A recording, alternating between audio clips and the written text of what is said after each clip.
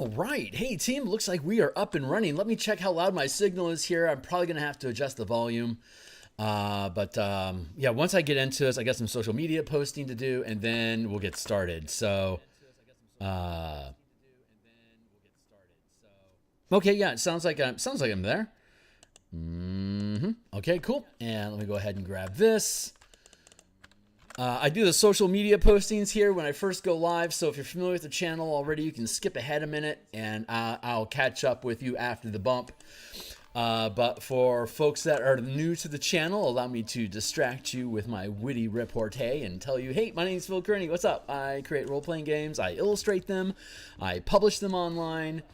And I've been creating content for Dungeons & Dragons 5th edition. Been publishing on the DMsGuild since 2018. I've been a DM since 1987. I've been a freelance illustrator since 99. And you know, one of the big things about the older editions of D&D, the further back in time we go from 5th edition towards the original Beckme chainmail type stuff. Well, Beckme probably expert set is the sense of dominion and impacting the world around you. The things that your character does as you scale up and level becomes more and more impactful for the world, like literally the world around you, the environment that you're in, the society that you interact with. As your character would in these earlier versions of the game, one of the big motivations for gaining levels was so that you could become a lord or have your own temple or like a wizard's tower. You effectively are acquiring property, and then from that property becomes almost as much as your identity as your character does. And this is what begins the Dominion style of play. In the Beckme Basic Expert Companion Master Immortal series, you go from mortal characters level 1 to 3, 4 to 13, 14 to 24, and then 25 to 36, and then you become immortal. So that's the full Beckme system. And so starting in the expert box set from basically starting at 9th level, that's when you start accruing dominion over environments. And actually in the old controversial Oriental Adventures book from 1st edition, you could start acquiring troops, followers, henchmen, and a temple. I think the Soe got it as early as 4th level, which is ridiculously early. And then there was the leadership feat in 3rd edition. I think that clicked in at 6th level, where you could pick up a henchman and then start accruing followers, and then however much gold you wanted to dump, you get your property.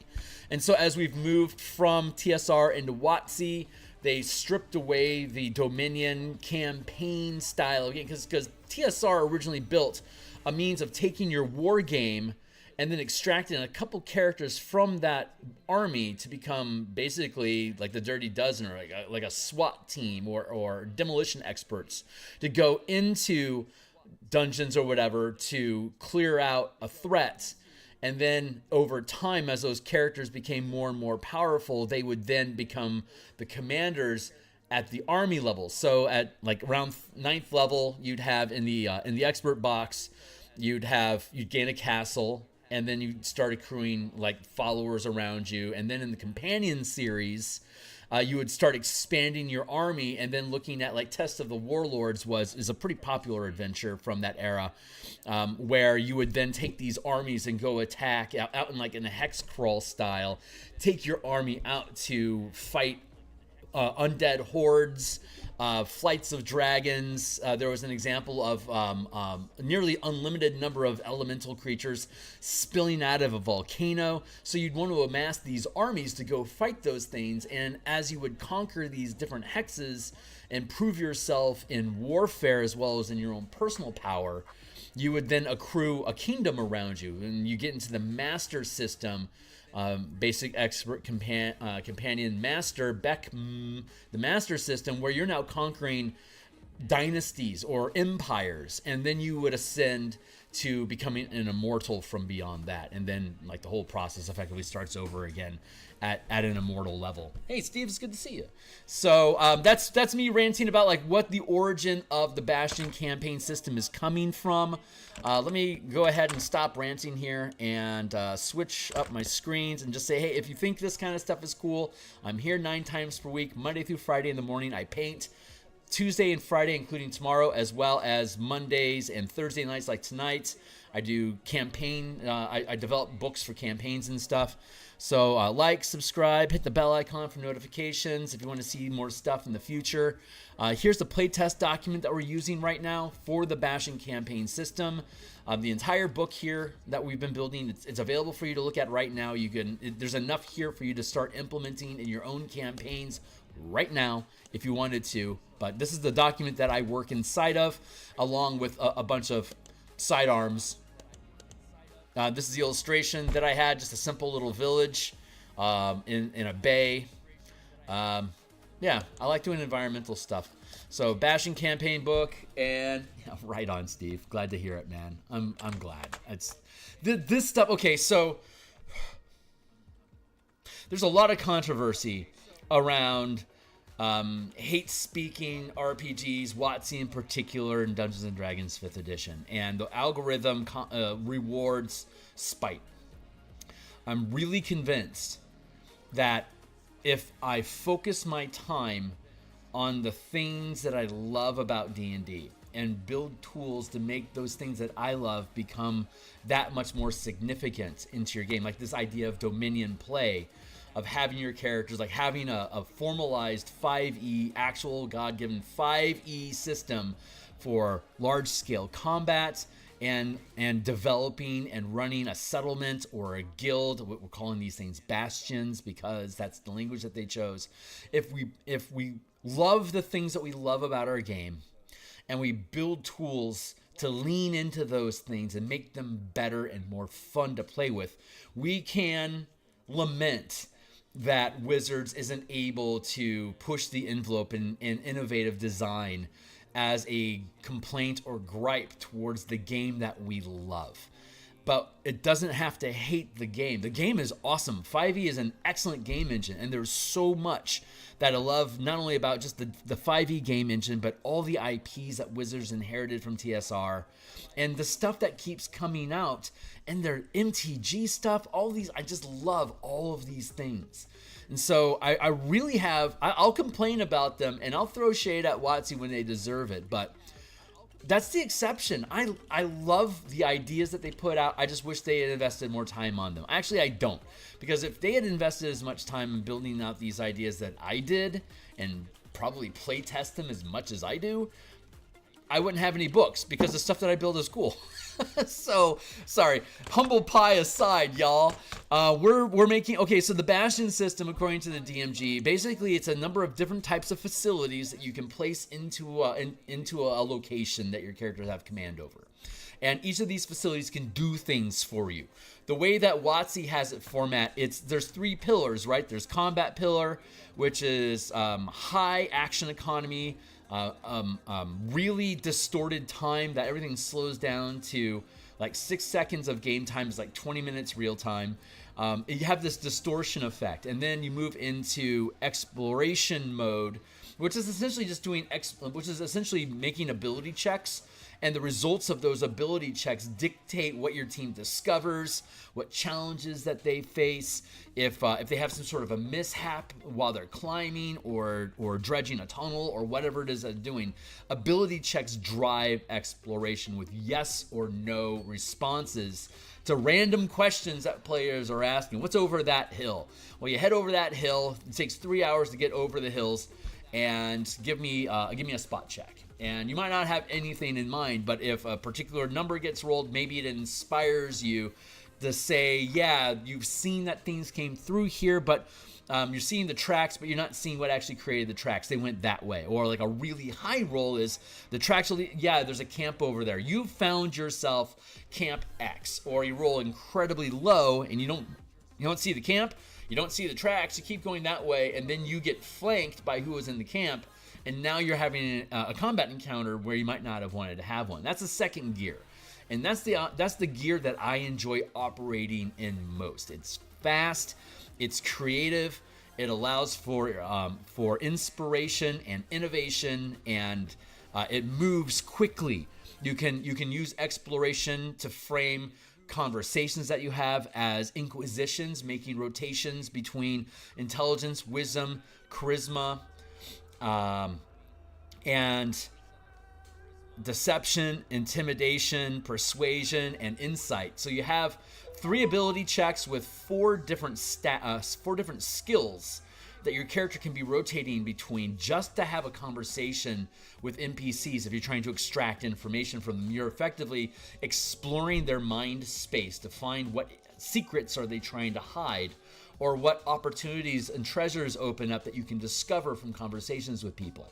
That all operates just as much in the exploration space as picking a lock does, or rifling through a room, or exploring a hex. These all can best be resolved if they're going to be gamified. They're, I would say, best resolved by making these ability skill check system ideas.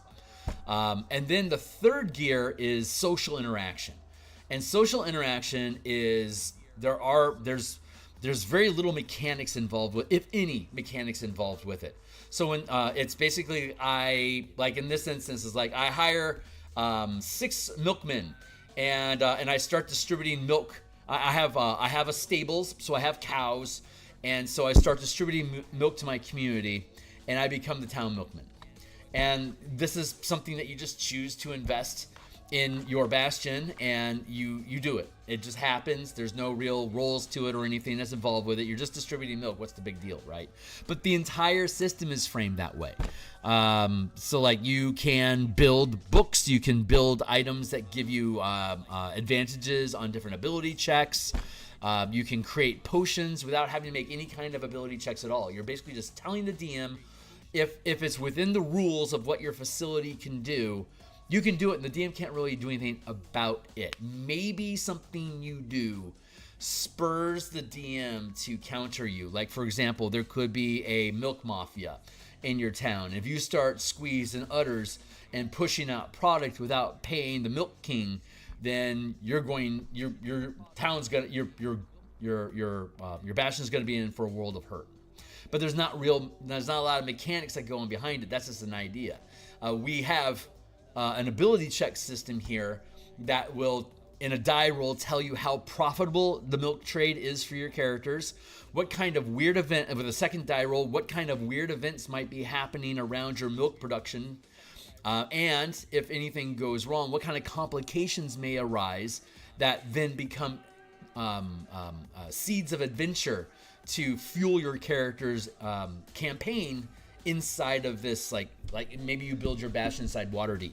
You could run a Waterdeep campaign block by block using this ability check system that we're building into the Bastion campaign.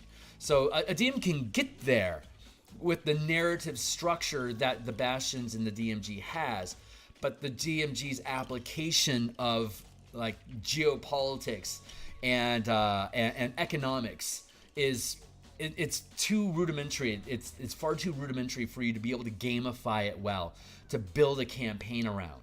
And while I am not a big accounting and abacus enthusiast, a single die roll to say how profitable your organization is that month, and another die roll to see what complications occur as a result of your success or failure in the industry, like that's incredibly simple. And if you want to keep it that simple, those 2 die rolls are basically the only 2 rolls that you have to make with your Bastion every turn, if you want to really reduce the bells and whistles to it. But if you really want to lean into it, you can start really leaning into accumulating Bastion points to invest in different types of facilities to be able to produce different effects, have extra points spent for you to be able to invest in additional orders, to be able to manipulate more markets. You can get real deep with it if you want, but it's never more deep than a skill challenge. So, excuse me. That's the glory of what we're attempting to build here. Take the ideas that are inside of the DMG Bastion system, and expand on them so that they can become a gamifiable system that you can use as the core of your campaign to drive the behaviors and challenges that your team faces. Because if you have a Bastion-focused campaign, the player's goal is to advance the Bastion as an organization or as an estate or a nation or as a fleet of pirate ships or a Spelljammer vessel. However you want to frame the Bastion, you can build the campaign around its progress and every challenge that arises to the group of creatures and hirelings and specialists that work together to make the Bastion work. When they're challenged, that's when your characters activate. And every creature in your Bastion could be a character, that you're only activating one character at a time on your team of players to deal with a problem. Hey, we're having alchemist trouble right now. Well, let's pull up some alchemists. Maybe we want to thread in, I don't know, maybe a forge cleric might make sense. Let's grab a ranger and a bard. And okay, we've got a party. Let's roll. And like, you just pluck these characters from your roster of hirelings that are inside of the facility. It's like, you are a 5th level character. Let's go. And so you can run your campaign that way, which we've talked about for 40 some odd episodes at this point. So if you think this stuff is cool, check the backlog. But right now we're designing on the cutting edge of things that we figured out how to make the system run more smoothly, while also trying to smooth it out. So every session that we spend here, we're basically reducing the friction and codifying and stabilizing and making the system consistent, so that at the end of this process, it should be a very efficient piece of machinery that's fun to roll dice to see what happens, because it's a random generator. It generates chaos that then becomes your character's task to resolve and bring to order. Super fun stuff. So, Kank Milk. Oh my God, bring back the Kank Milk, my man. You know what? I have had Kanks in almost every campaign since Dark Sun came out, because Kank eggs, being lightly poached, becoming basically an alcoholic curd that you can basically like eat as pudding or leave raw as a thick eggnog type drink, or to mix in with like cactus juice to make mixed drinks like pina coladas. Kank eggs are the best, man. Kanks and axe beaks are my 2 favorite domesticated creatures in the fantasy world. Axe beaks are basically ostriches with really big, they can club you to death with their beak if they wanted to. They can crack open coconut shells with them. So they can be dangerous, but that's also where you put the muzzle and where you control them. You control them at the beak. You hold them underneath the beak so that they can't hit you with their beak and kill you. So, but otherwise, just like with bulls, you want to control the space between the horns so that they can't get you with them. Hence the ring on their nose. But yeah, axe beaks and kanks, my absolute favorite domesticated creatures. Thanks for the shout out, man. Kanks are killer. God, I love kank. So much fun. Plus giant spider ant things, super fun. Super fun. Okay, so we were working on, when we were last inside our document, we have orders at the front end of the document. So I'm going to peel open our secondary piece here. Where are we at in here? Downtime activities, empower, craft, issuing orders, bastion. Okay, so here's the front end of the book where we had the original ideas for empowering, or the 7 different orders. And again, the 7 different orders are in order.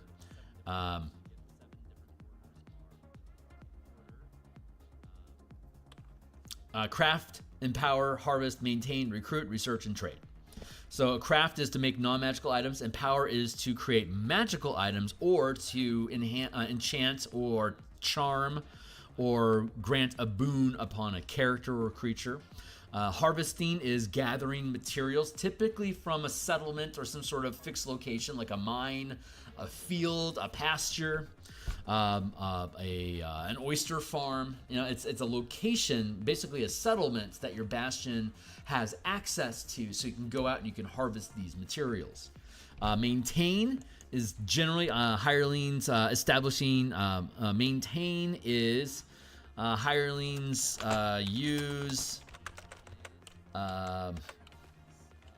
use the resources. Hirelings use the Bastion resources and goods, services to establish and maintain a lifestyle for the Bastion. Hirelings establish. Let's just do it like this.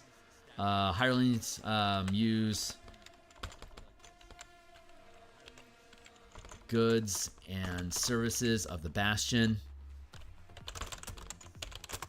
to maintain a lifestyle for the hirelings, for the Bastion, for itself and its hirelings. Recruiting is hirelings recruit monsters and NPCs as additional hirelings, specialists, and sidekicks. As additional hirelings, specialists, and sidekicks. Research is hirelings gather information, whether through word of mouth or researching tomes. Like that. And then trade is hirelings trade goods and services for Bastion points, or it would be hirelings trade goods and services for materials. For materials or non and magical items. So trade can replace craft, empower, and harvest. While so these allow you to dictate what it is that your Bastion is good at producing, and you have a lot more control over the volume and timing of it. While trade, you don't have to mess with anything about gathering the material and crafting it yourself, but you also don't have as much control over time. It takes, depending on the order, it can take multiple weeks for the thing that you want to arrive. So you can replace any one of those three or all three of them together, so that you can keep things simple. If you want to get into crafting, you can pick up crafting and empowering. And if you really want to get into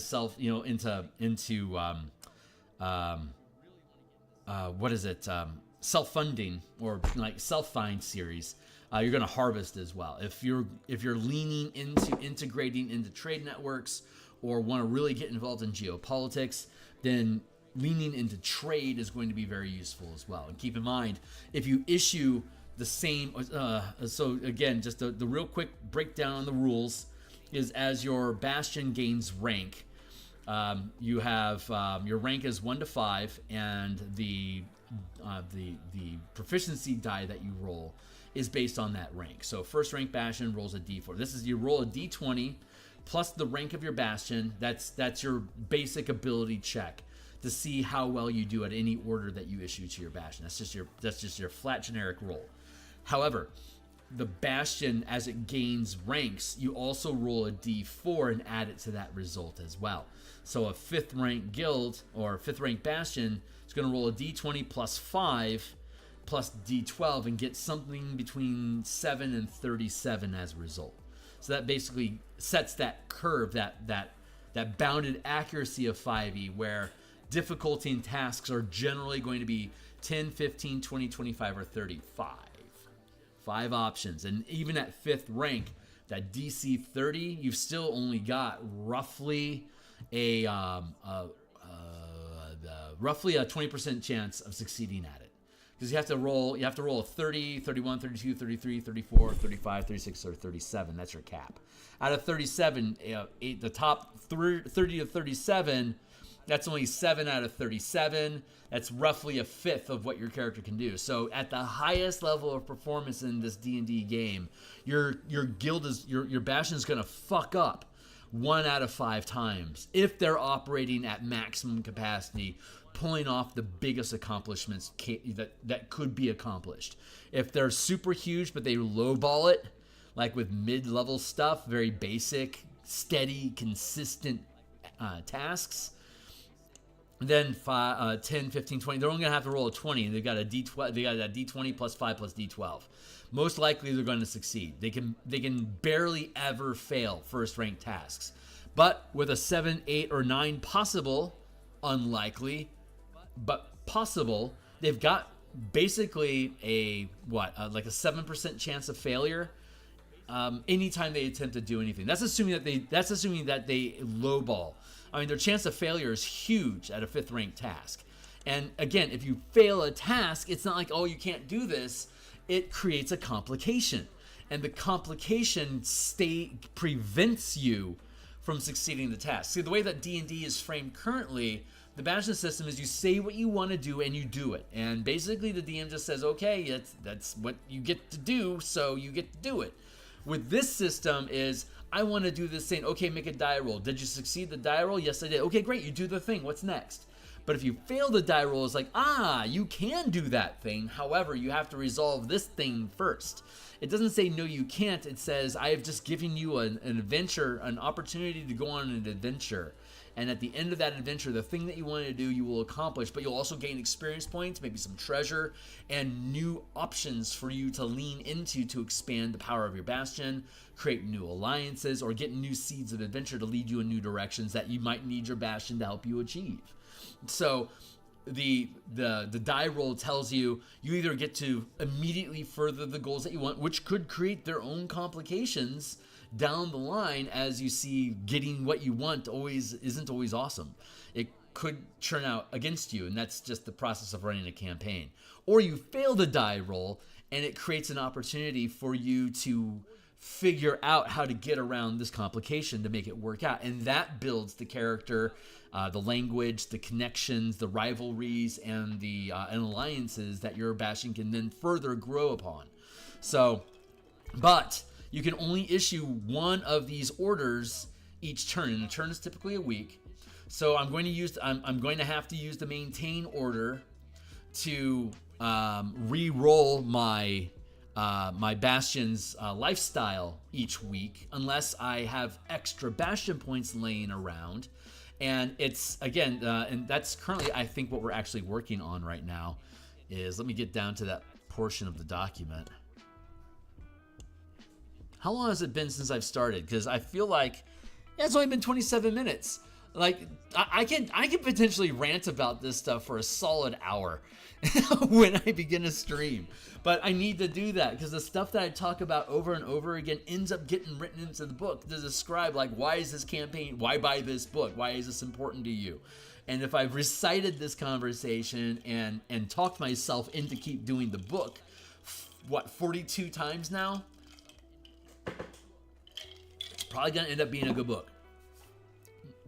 So, let's get to the gone. Now, here's all our different types of complications, which we'll continue refining. Here was the Bastion events that we were looking at. We were chewing on these, but we put a pause on it because I wanted to lock down how orders operated before we started getting into adventure seeds and stuff. Here's the settlements. Governing settlements is basically an order. Your Bastion basically becomes an administrative center, like a civic center. And so in your Bastion facility, you have basically, a government or a civic center that you issue orders to then apply to the settlement that you are governing. So you are effectively, your Bastion becomes the government. Whoever owns the Bastion is effectively the governor or emperor or lord or fief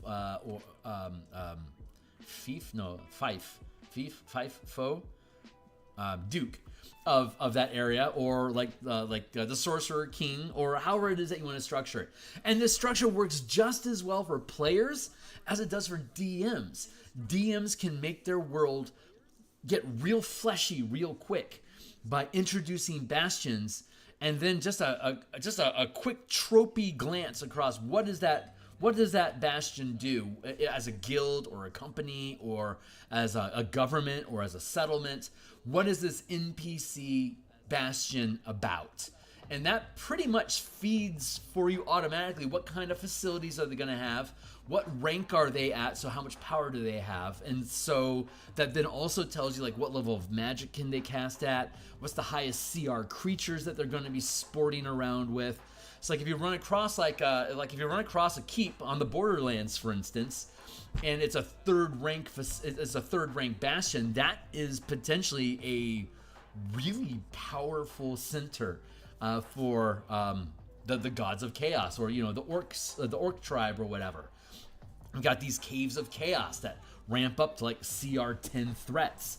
Like there'd be CR 8. It'd be up to CR 8 creatures that could potentially be in that. So on your way there, you could go from like, if you wanted to ramp through the adventures on the Borderland and then into the hex crawl beyond that, you could start at level 1 in Hamlet and get your way to the fort, start screwing around in the forest on the way there, hit the fort, take control of the fort by 4th level, clear the orcs out. They now run off into the hexes and they could potentially come back, so you gotta start scouting the area to keep an eye on where the orcs are at. But now you got these caves of chaos. You're 4th level. Let's step up. You start knocking down the caves, and before you know it, you're around maybe 6th, 7th level. You've taken out the caves, and now you're looking at, well, what's the bigger picture? We have this dungeon complex. We have this fortress. We're cleaning these things up to make them ours. And now we have this huge expanse, this borderland that we have now taken control of this fortress on. Let's expand our territory. You get hired by the lord of the land that you came from, the king or whatever. And maybe the arrangement that maybe your reward for conquering that entire adventure and then stepping into the hex crawl is you're now being acknowledged as an official new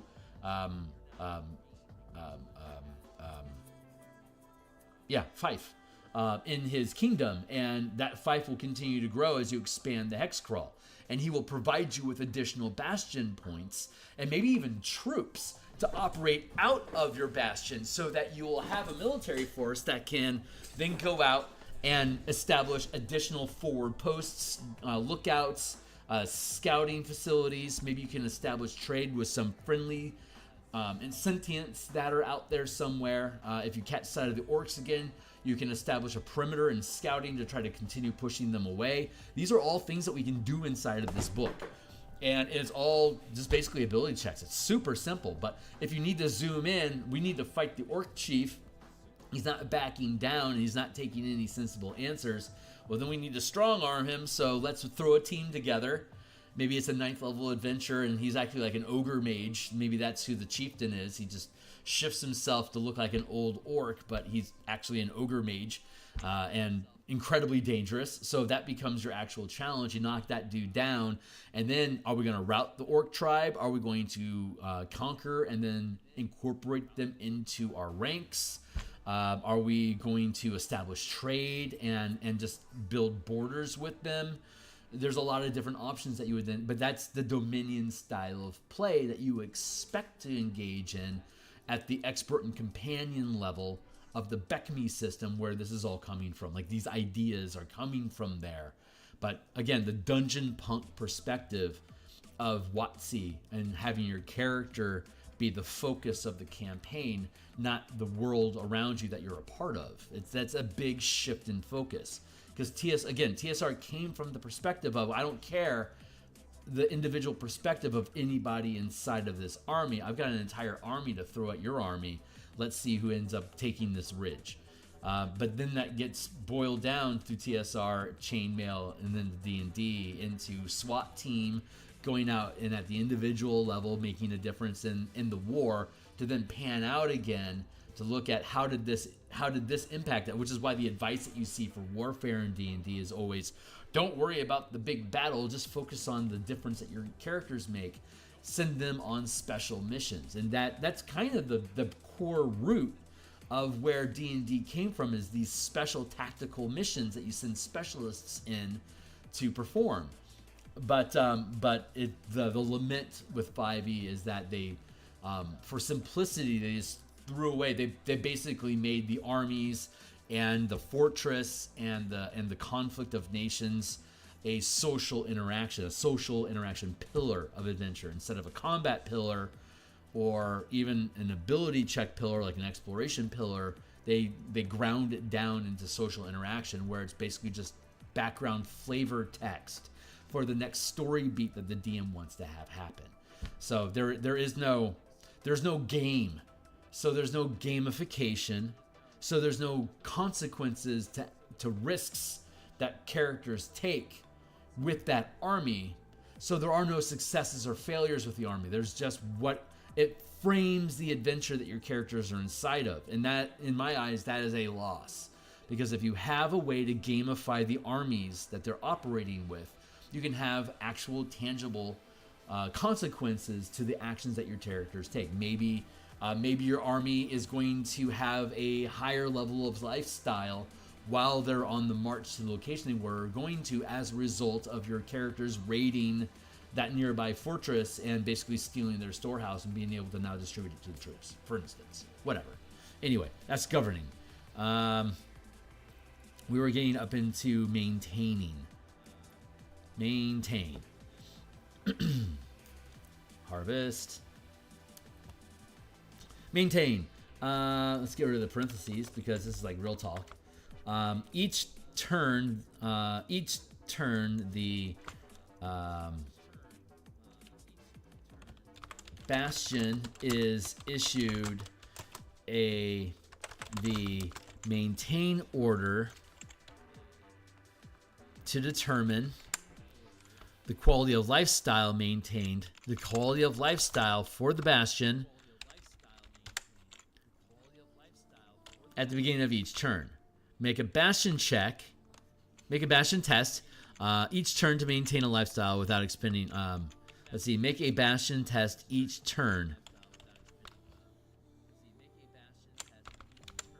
And you only get, at first rank, you only get two orders per turn that you can issue, and each turn is a week.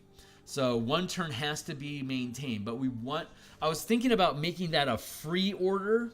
It doesn't cost any inventory, but we have this rule that we've established that if you issue the same order more than once, you fatigue your Bastion dice. So I will always have a +5 to my D20 as a 5th rank Bastion. Because I'm a 5th rank Bastion, I get a +5. But I would also get a D12. So I get to roll that D12 for my maintain order. It's going to eat one of my... at 5th rank, I have 6 orders. So your rank +1 is the number of orders that you can issue your Bastion each week, each turn. So first order is always maintain. Let's maintain a lifestyle, see how well we are. And so that eats your maintain order. But you don't have anything else to do with the maintain order. That is its only actual built-in purpose, is to maintain a lifestyle for the guild itself. It resolves so much math and all the algebra and all the accounting, just a simple maintain roll.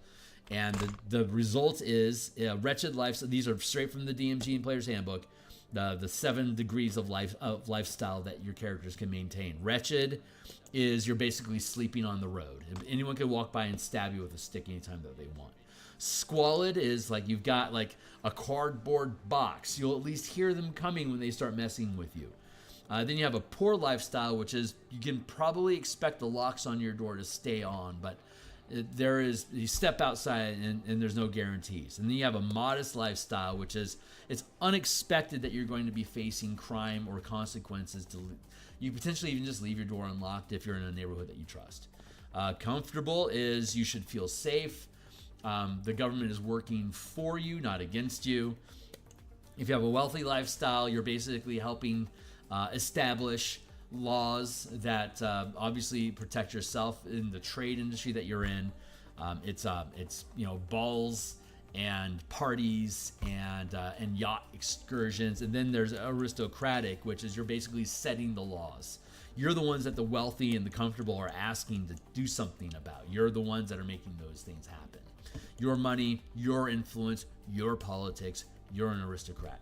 And here's your DCs. So wretched and squalid or less than poor. If you can't maintain at least a poor lifestyle, your Bastion is eventually going to fall apart. Because if you can't keep the doors locked, all your shit goes out the door.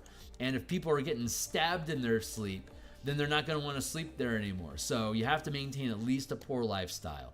And so 10, 15, 20, 25, 30, right? So you are spending an order each turn to determine what your lifestyle is. And that's chaotic. It could vary wildly, which sucks. So what you could do instead of spending that order and having a highly flux lifestyle that you can't count on, you spend bastion points, 1 point per level of lifestyle that you want to maintain, starting at poor for 1 and 5 for aristocratic. So as you hit a higher die roll, like you can spend bastion points, like say let's say I roll a 20. So 5, 10 is going to be 10, 15, 20. I hit a comfortable lifestyle, like I roll a 22. I establish a comfortable lifestyle. If I could let that lifestyle go next week and roll again, it won't cost me any bastion points, but it's going to eat one of my orders, and it could go up or down. There's no promises. Or I could spend 3 bastion points, and I get those points back at the beginning of each turn. It's kind of like when I finish a long rest, I get all my mana back in my mana pool for casting spells, or I get all my hit points back to go get beat up again. It's a resource that regains at the beginning of each new turn.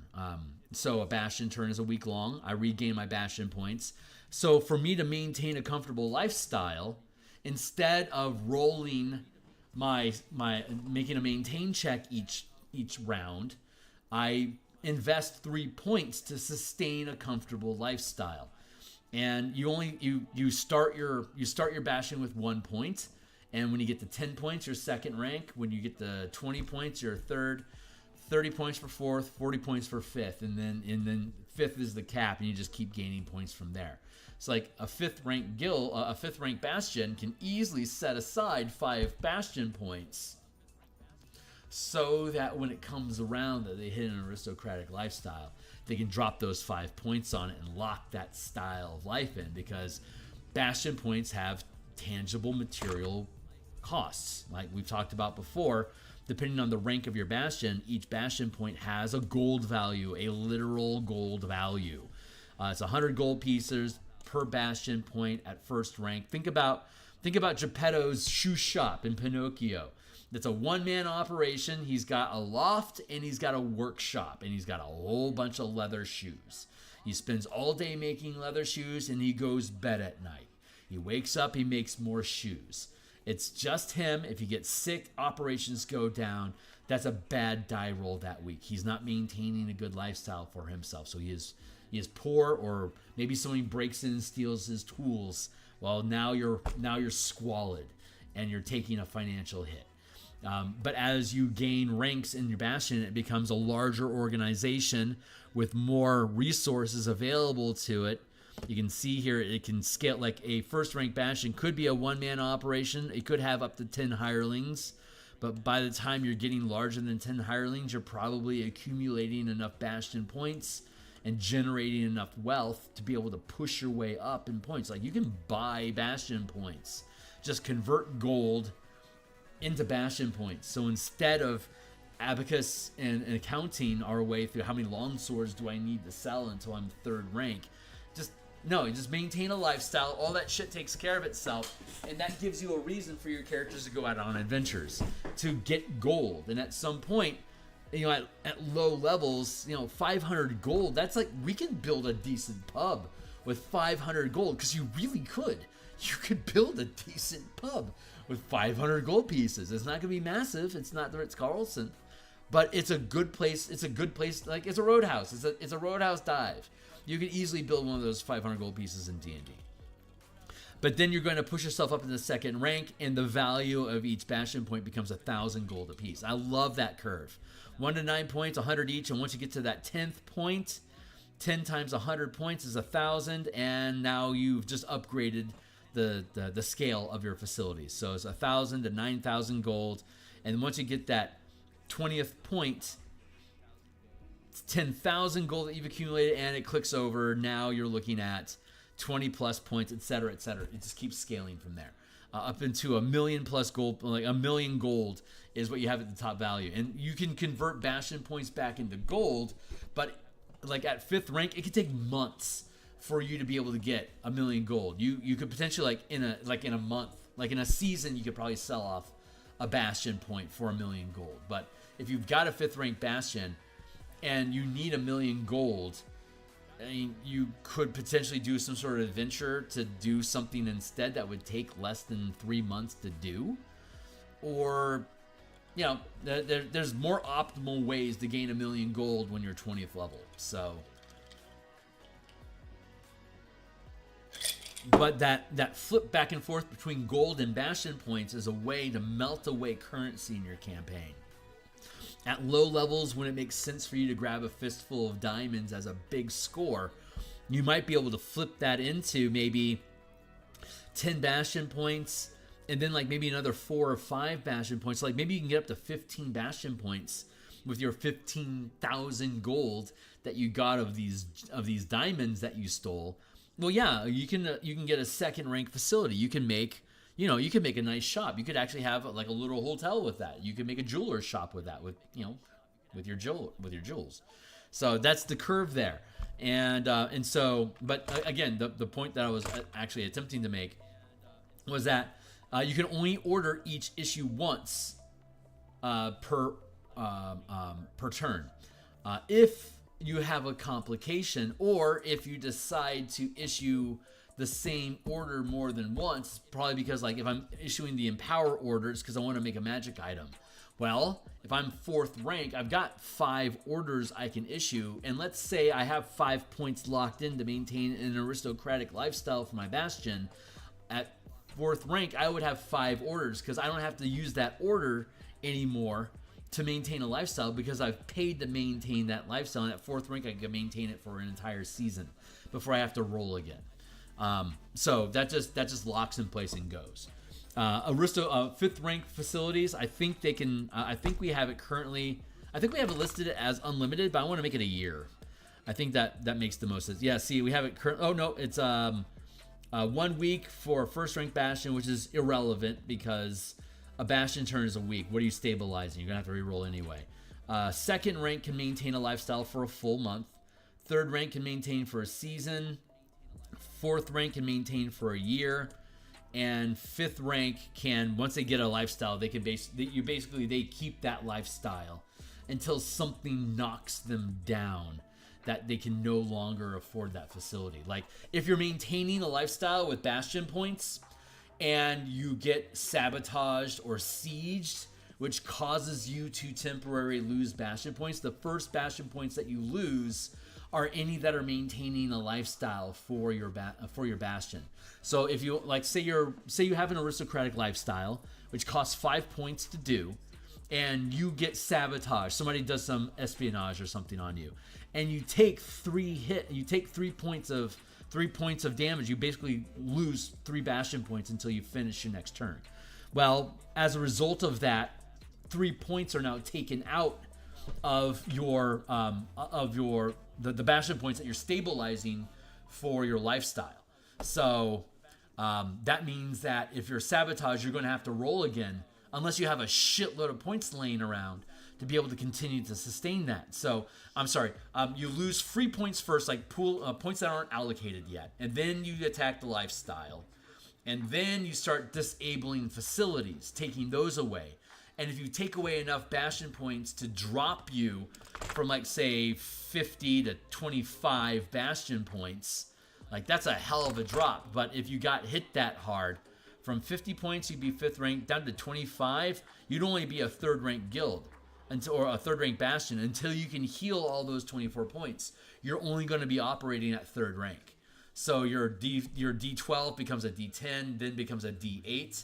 So you're only rolling D8s at 3rd rank, because you took 25 points worth of sabotage. And that is, they have to, basically for somebody to do that, they have to hit an armor class 30 with their ability check. They're probably not going to succeed.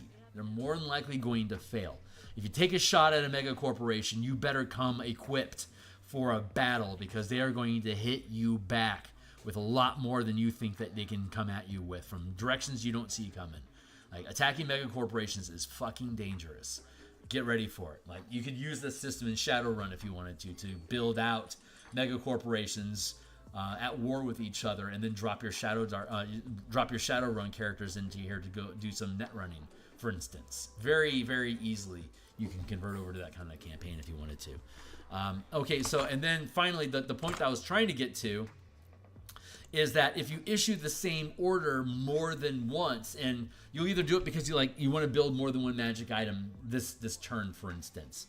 Maybe you can build a magic item in a week. Common items you can. Common level magic items you can build in 1 week. I'm going to issue, say, 3 Empower orders to make a bunch of, I don't know, Slippers of Spider Climbing or something. So we can go scale this tower that we need to do something with. So the first pair, and if I'm a 4th rank Bastion, I'm rolling a D10 on top of my ability checks, right? So that first one's going to be at D10. The second Empower order is only going to be a D8. And that third Empower order, that's only going to be a D6. And, I mean, I only need to hit a DC 10, but it's a D20 plus 4 plus D10, and then the second one is a D8, and then the third one is a D6. Yeah, we made 1 pair of spider slippers for you, no problem.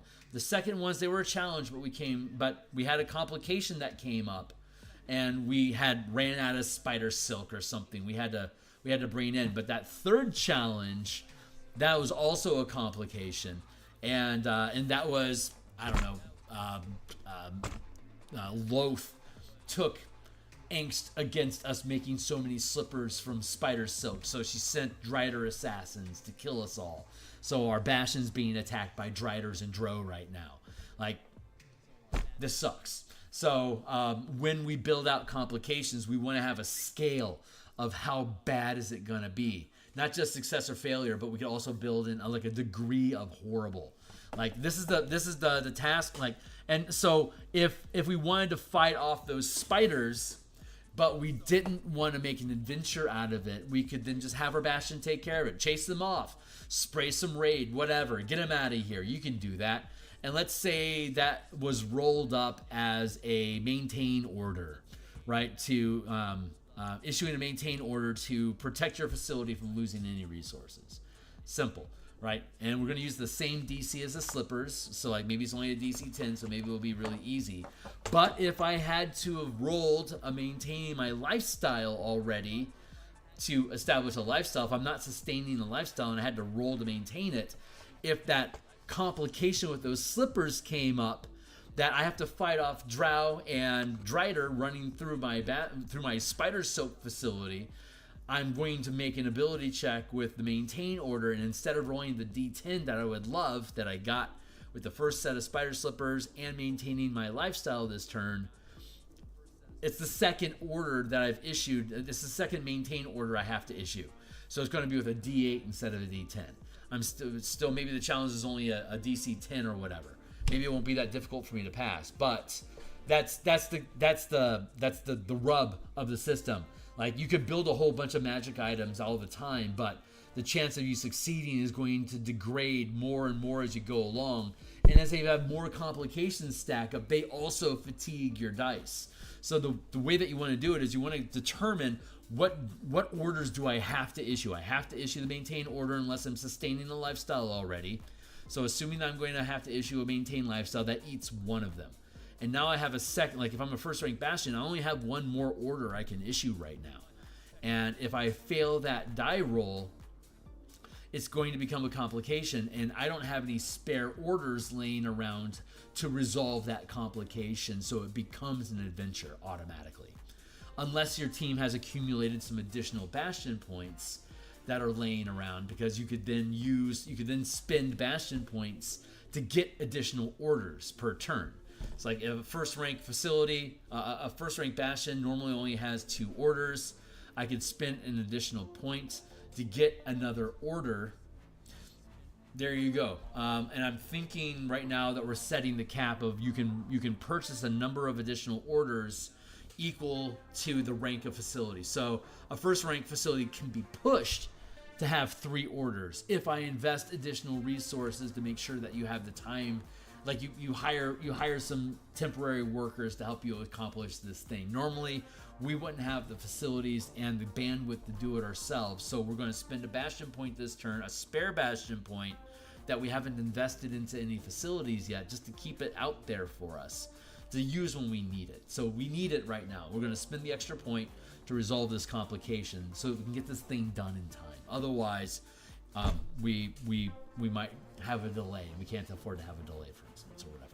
So anyway, that's the ideas. So looking at the lifestyle here,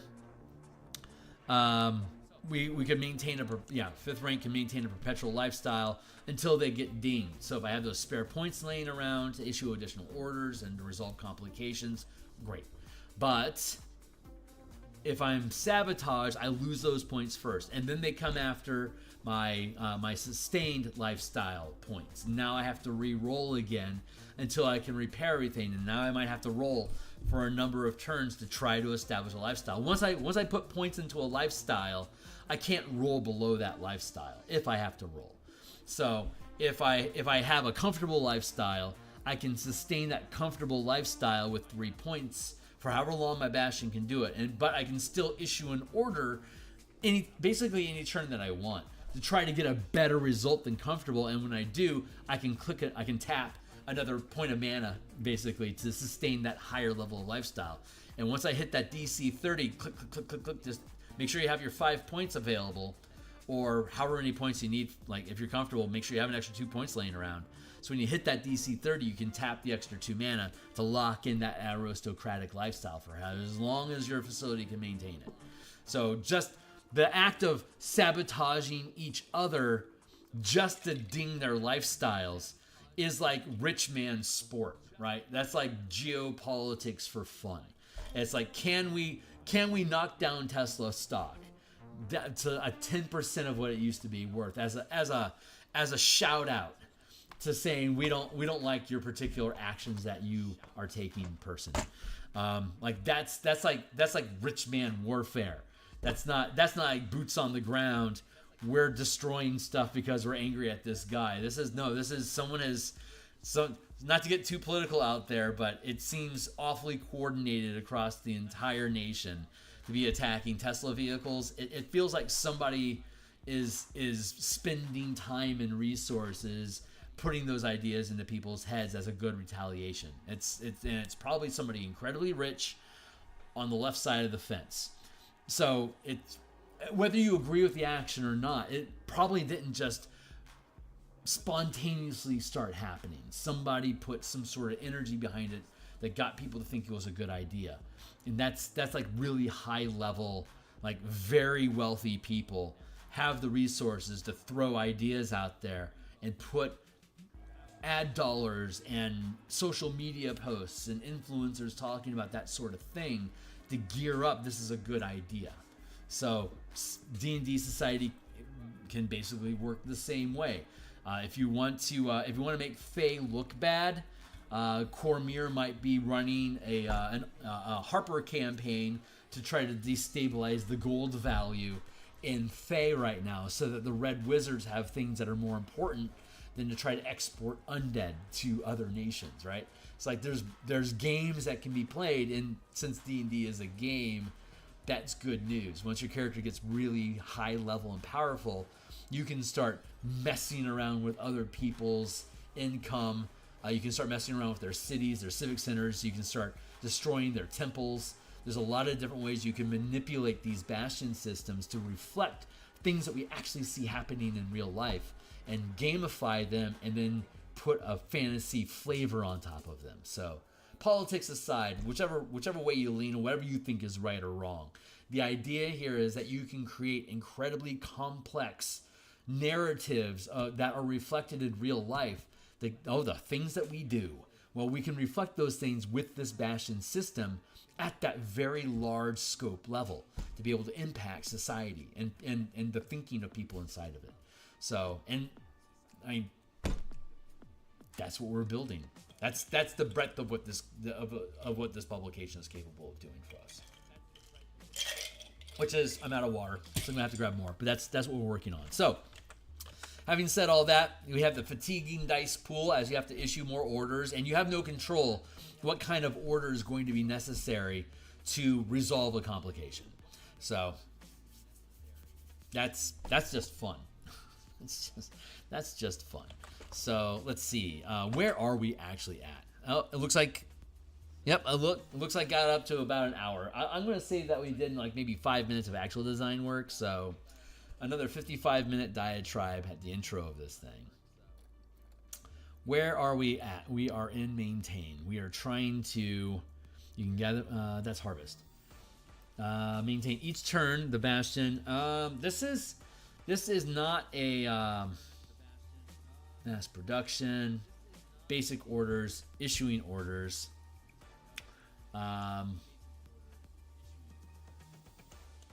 Yeah, basic orders, and then we have unique orders. Let's go down here to the end of this, because these are all standardized orders. Like there's multiple facilities inside in the list above that issue these orders, and they have this same pattern of activity. It's just stuff you do. And then we have unique orders, and unique orders. Many unique orders are simply reflavored. Many unique orders are actually basic orders that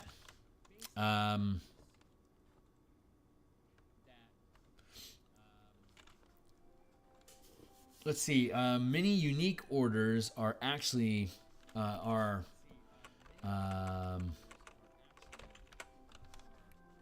many unique orders. Let's see. Have the same effects and results as basic orders, but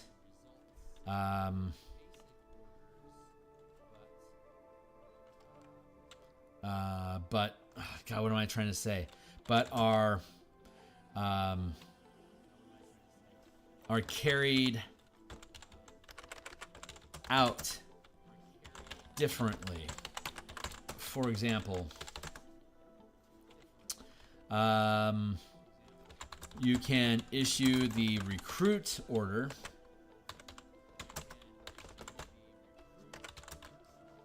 if you have a bastion. If you have the barracks facility to recruit soldiers.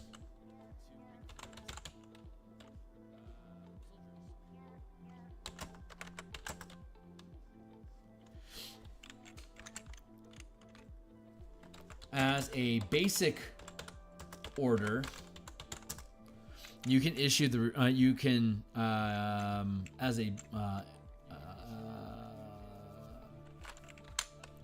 let's word it this way. As an example, for example, you can use the recruit order if you have the barracks facility to recruit soldiers to defend it. A unique order if you have the crypt facility is to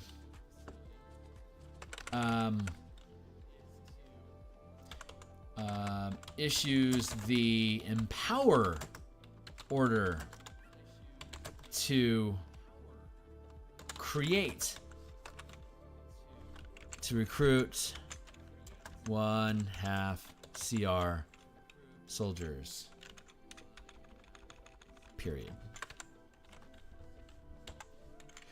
A unique order, if you have the crypt facility, issues the empower order to create 1/2 CR undead, but otherwise is identical to the recruit order with the barracks.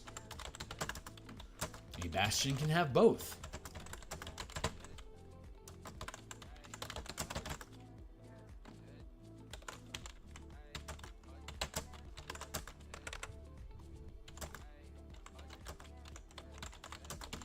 Two separate orders, doubling the number of soldier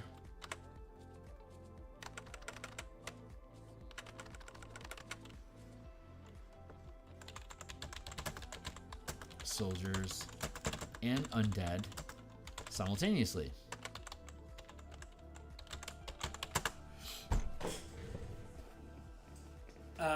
Unique orders is, let's see. Let's do it like this.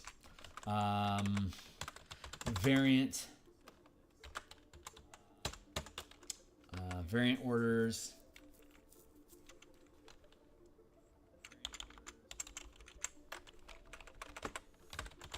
A variant order. Oh, maybe I can. Ooh, maybe. Ooh, we can start structure. Sorry, I'm making noises here. Let me stop geeking out. And okay, so what we can do is when we're looking at facilities,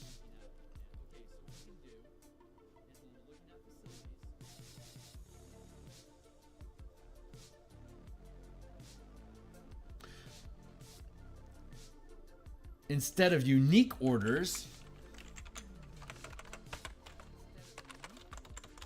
basic orders.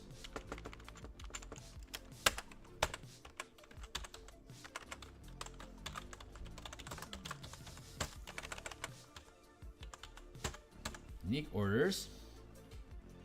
And then archive, it has, you can use issue the empower action order to create magical items, scrolls, any. This would be basic orders.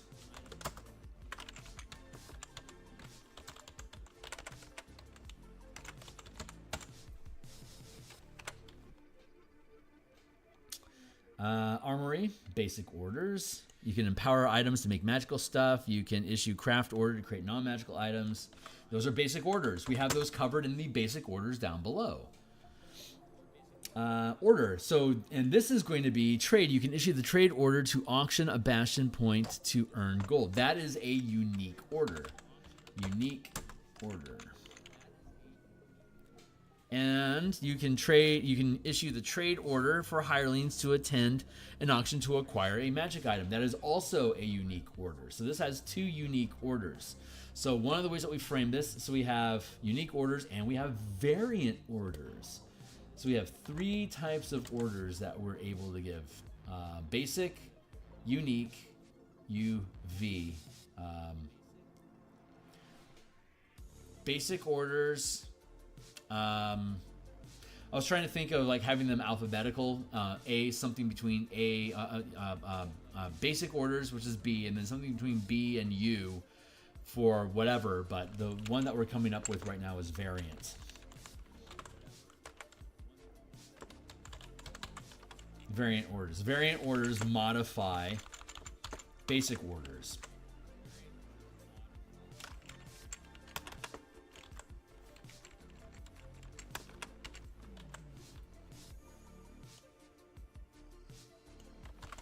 Basic orders.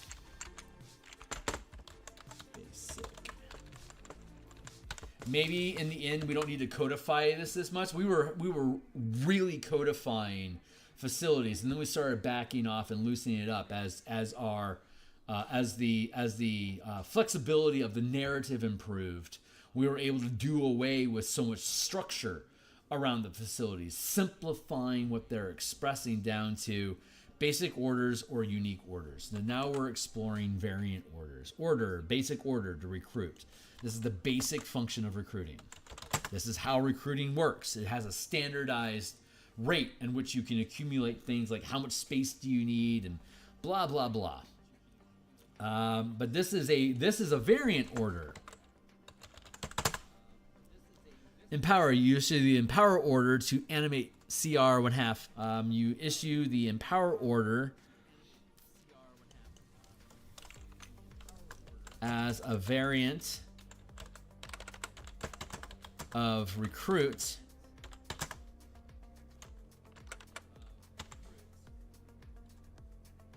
You can issue the empower order as a variant of recruiting recruiting to animate CR 1/2 skeletons to serve and defend the bastion. The maximum number of skeletons, and then the rest of it's basically the same. Ooh, yeah. And I think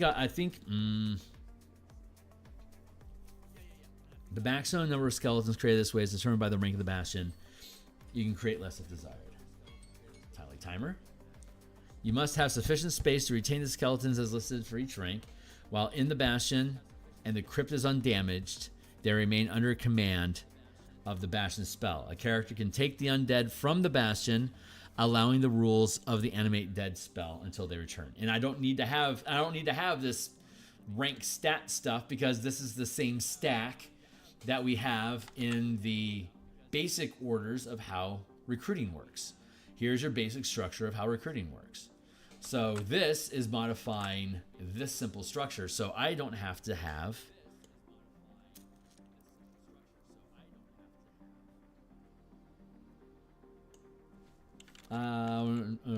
wait. Oops, I do not want to destroy that. It's here I can get rid of. Variant orders. Empower. You must have sufficient space to retain the skeletons as listed for each rank. While the Bastion and the Crypt is undamaged, they remain under the command of your character and you can take them out. You must have sufficient space to retain the skeletons as listed for each rank in the recruit basic order detailed below.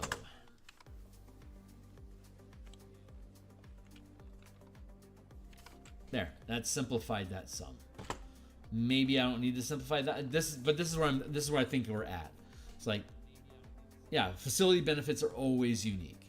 Actually, that's not necessarily true. They modify dice, so we can have basic facility benefits. We can also have basic downtime activities, and then we can have variant and unique downtime activities as well. But that's an example of a variant order. Facility benefits, Demi-Planes, all its shit's really unique. Gaming Hall, it has a unique order of trade. When you issue the trade order, sacrifice 1 Bastion point. If you succeed in the Bastion check, you get 2 Bastion points permanently. That is actually, yeah, that is a unique order. There's nothing else that does that specifically. Garden, basic orders. Create non-magical stuff according to the list and make magical items according to the list. Oh, and Harvest, provide, yeah, basic orders. Harvesting follows just basic rules.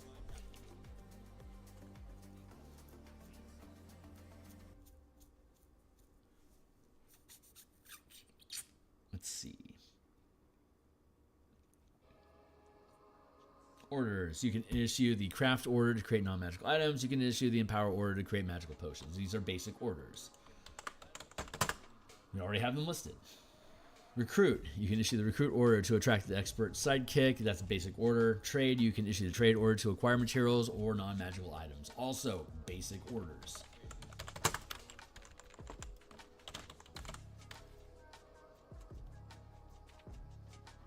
Facility benefit. Singular. I think this is working out. I think this is helping further establish. I'm trying to kick them out like feats. Like no greater duration, no greater length of explanation than ideally a feat, or if I have to, a simple spell. Basic orders, unique order, singular. So right now I'm just cleaning up the language on it as I'm going through and basically convincing myself again as I go through this that this is something I want. Like, this has multiple benefits, so S is appropriate. Basic order. There you go. Armory, facility benefits. Basic orders. Facility benefit. Unique orders. Singular. I think this is working out. Facility benefit. Yeah, there are 2 benefits there. And then variant order. You can issue. Where are we at? Correct. Yeah. 1, 2, 3. Yeah. Gaming hall. Facility benefit.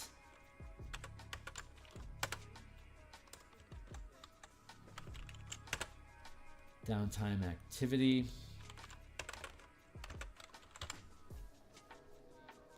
Unique order. Benefit, orders, government. A character that spends a Bastion turn of downtime activity using this facility gains advantage on all charisma checks with residents of the settlement.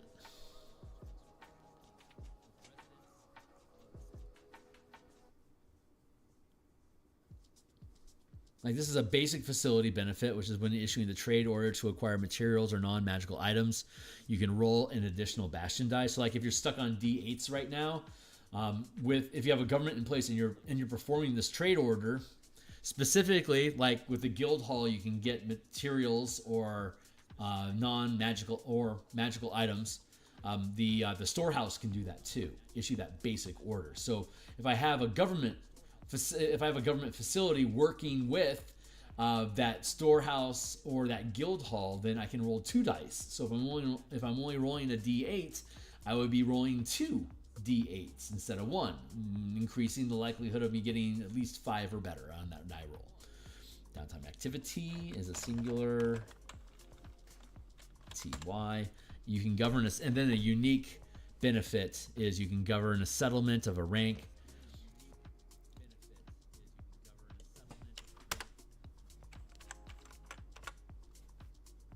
Experimenting right now.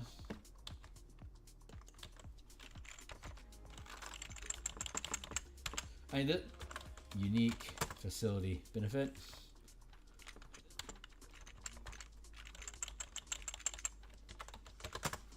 Basic facility benefit. This might be parsing data. Maybe this is parsing it too much. But if it says basic, I want you to be able to go down and learn what does that basic thing do. All dice work the same way. It's just a matter of what does it do. All the basic orders work the same inside of their own context. So the variants are what modify them. So in this case, the facility benefit is I add a die, and the perk, the uniqueness of it with the government is that it affects trade, but it's still the exact same mechanic. So all we have to do is talk about what makes it different. Why are we mentioning it here? And then it follows all the basic rules that you expected. So we can provide examples of how this basic dice mechanic works. And once you have it in place, it cements in like why are all these things important. So it helps reinforce the system by parsing it this way. And then you have the unique facility benefit is, oh yeah, we need to look that up. But then we'll know what a unique facility benefit basically means. Like it's its own creature. You might recognize patterns of scale or difficulty with different tasks that you need that you could logically extrapolate these ideas from, but it's a unique application of those mechanics and something that isn't easily duplicated. Basic orders.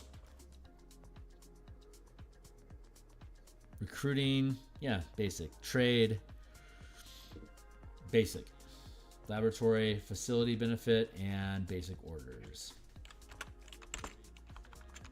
Yeah, that might be more parsing than it really needs, but right now that's where I'm feeling. And again, we've gone to this depth in the facilities themselves already, and now what we're doing is this is how we've boiled down what this facility, like the laboratory facility. It's super basic, but the things that it can make and the way that it can brew potions and that it gives you advantages. It gives you an extra die to harvest material, to acquire materials. When you issue the harvest order to acquire materials, yeah, laboratory can develop any kind of material because you can do chemical processes to improve on whatever that thing is, like strip, like to strip lint off of cotton. You can like do the lye soak, like to be able to clean off the cotton strands, like for example. That's a laboratory procedure. Or to use electrolysis to help separate copper from stone when you're doing a smelting process. That can be improved with chemical admixture from your laboratory. It's like these things make sense and they have their own flavor to them. But it's incredibly simple to express it. Hey, what's up? Hey, Tyler. Private kind of milk comes from a single udder cow. Is crystals in my garden? No. Yeah, I'm still doing the artwork in the mornings, Monday through Friday. The page layouts are done in the evening, so when you don't see me on camera, I'm doing artwork and maps and stuff like that. But I'm shooting for. I'm hoping for June. I'm gonna say I'm hoping for June, but honestly, August would be acceptable to me. So, but yeah, still working on it and been working on it. I took a year break we've been working on that adventure for so long that I actually took an entire year off to build the Spelljammer book. I spent a year off camera creating the adventure and playtesting it. And then we spent 2 years on camera building the adventure itself. All the maps, all the tokens, all the assets. And now the page layout, during that time, we sent it off to the editor. Stuart did a great job editing. Oh my God, Stuart is amazing with Eberron. And brought it back. And then we spent like 4 months doing the page layouts. And now those are done. So the only thing left now is art. So we're just doing art. And I do art in the mornings and I do art when I'm not on camera. Other times that I'm on camera is Tuesday and Friday for an hour at lunch to do game design stuff like martial powers or color mana stuff. And then Mondays and Thursday nights like this, I spend anywhere from 2 to 3 hours currently building the Bastion campaign. But we also have like the Spelljammer subclass book. We also have the Squads and Armies book that we've been developing for mass combat that is very complementary to this. We have the Vocath's Battle for Spelljammer. We also have the Mecha and Kaiju book for Spelljammer. These are, and then the entire color mana system that we're rebuilding for 2024. Those are all the other things that I have in the pipeline that are fighting for space on my workbench. And the only thing I do artwork for now is the Eberron book. But once the Eberron book is done, I can start doing book covers for these different things to get those out of the way and to basically taunt and encourage me to finish something. But like the Spelljammer book is pretty much ready to go. Spellpoint Sorcerers is like a week away from being done. This Bastion campaign book is probably 2, maybe 3 months away from being done. The color mana system, that's just going to be me scrapping the entire system and then rebuilding it ground up, like with new word text and just rebuilding the whole thing. Which we've been doing here on stream. The Martial Powers book we're playtesting till September. And then we'll start doing the Mecha Kaiju book. We'll start playtesting Mecha Kaiju on Saturday mornings. I might switch that to Thursday nights or Monday nights. No, Thursday nights I play Shadow Dark occasionally. So I want to leave that open. So either Mondays or Saturday nights are basically Monday nights or Saturday mornings are basically the 2 times I can playtest. But once we're finished with the Martial Powers system, we'll be playtesting Mecha Kaiju stuff, like running around in 50-foot mecha, fighting giant dragons and anyway, whatever.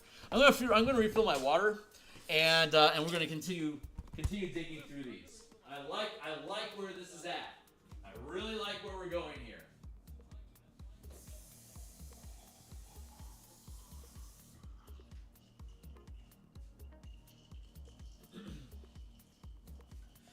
And I know this isn't always the most exciting content, but like literally the only time I work on this Bastion campaign book is while I'm on stream. The idea is, well, you know, the tagline from ideation to publication. I'm taking us with this book through the entire process of building a mechanical system from scratch, forging it into something that's fun to play, using it, and then publishing it, writing it out, hiring an editor, which won't be on stream because the editor is his own person.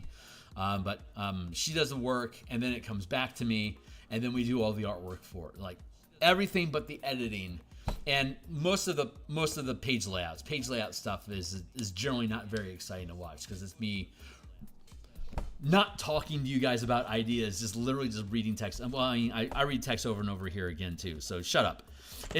It's all horrible. Anyway, so we're peeling through these ideas. We're looking at the differences between the tiers, or like the structure of basic orders, variant orders, and then unique orders. Unique orders,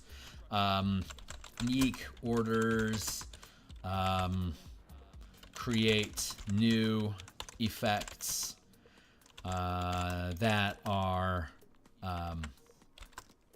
not replicated by other basic orders. For example, issuing the trade order to auction off Bastion points for gold has no direct counterpart in any basic order. So it is fully detailed in the auction house facility. Description above. That's probably not the way that we're going to end up wording that, but it gets the thought on the page. You understand it's self-referencing itself, blah. Basic orders are replicatable. Basic orders are the default action and effects of any given order. There are 7 basic orders.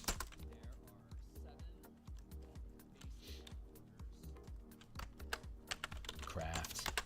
I see text. I'll catch up with you.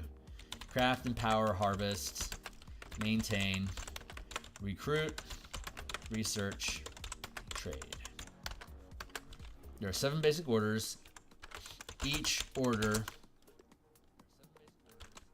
has a specific bastion test and result.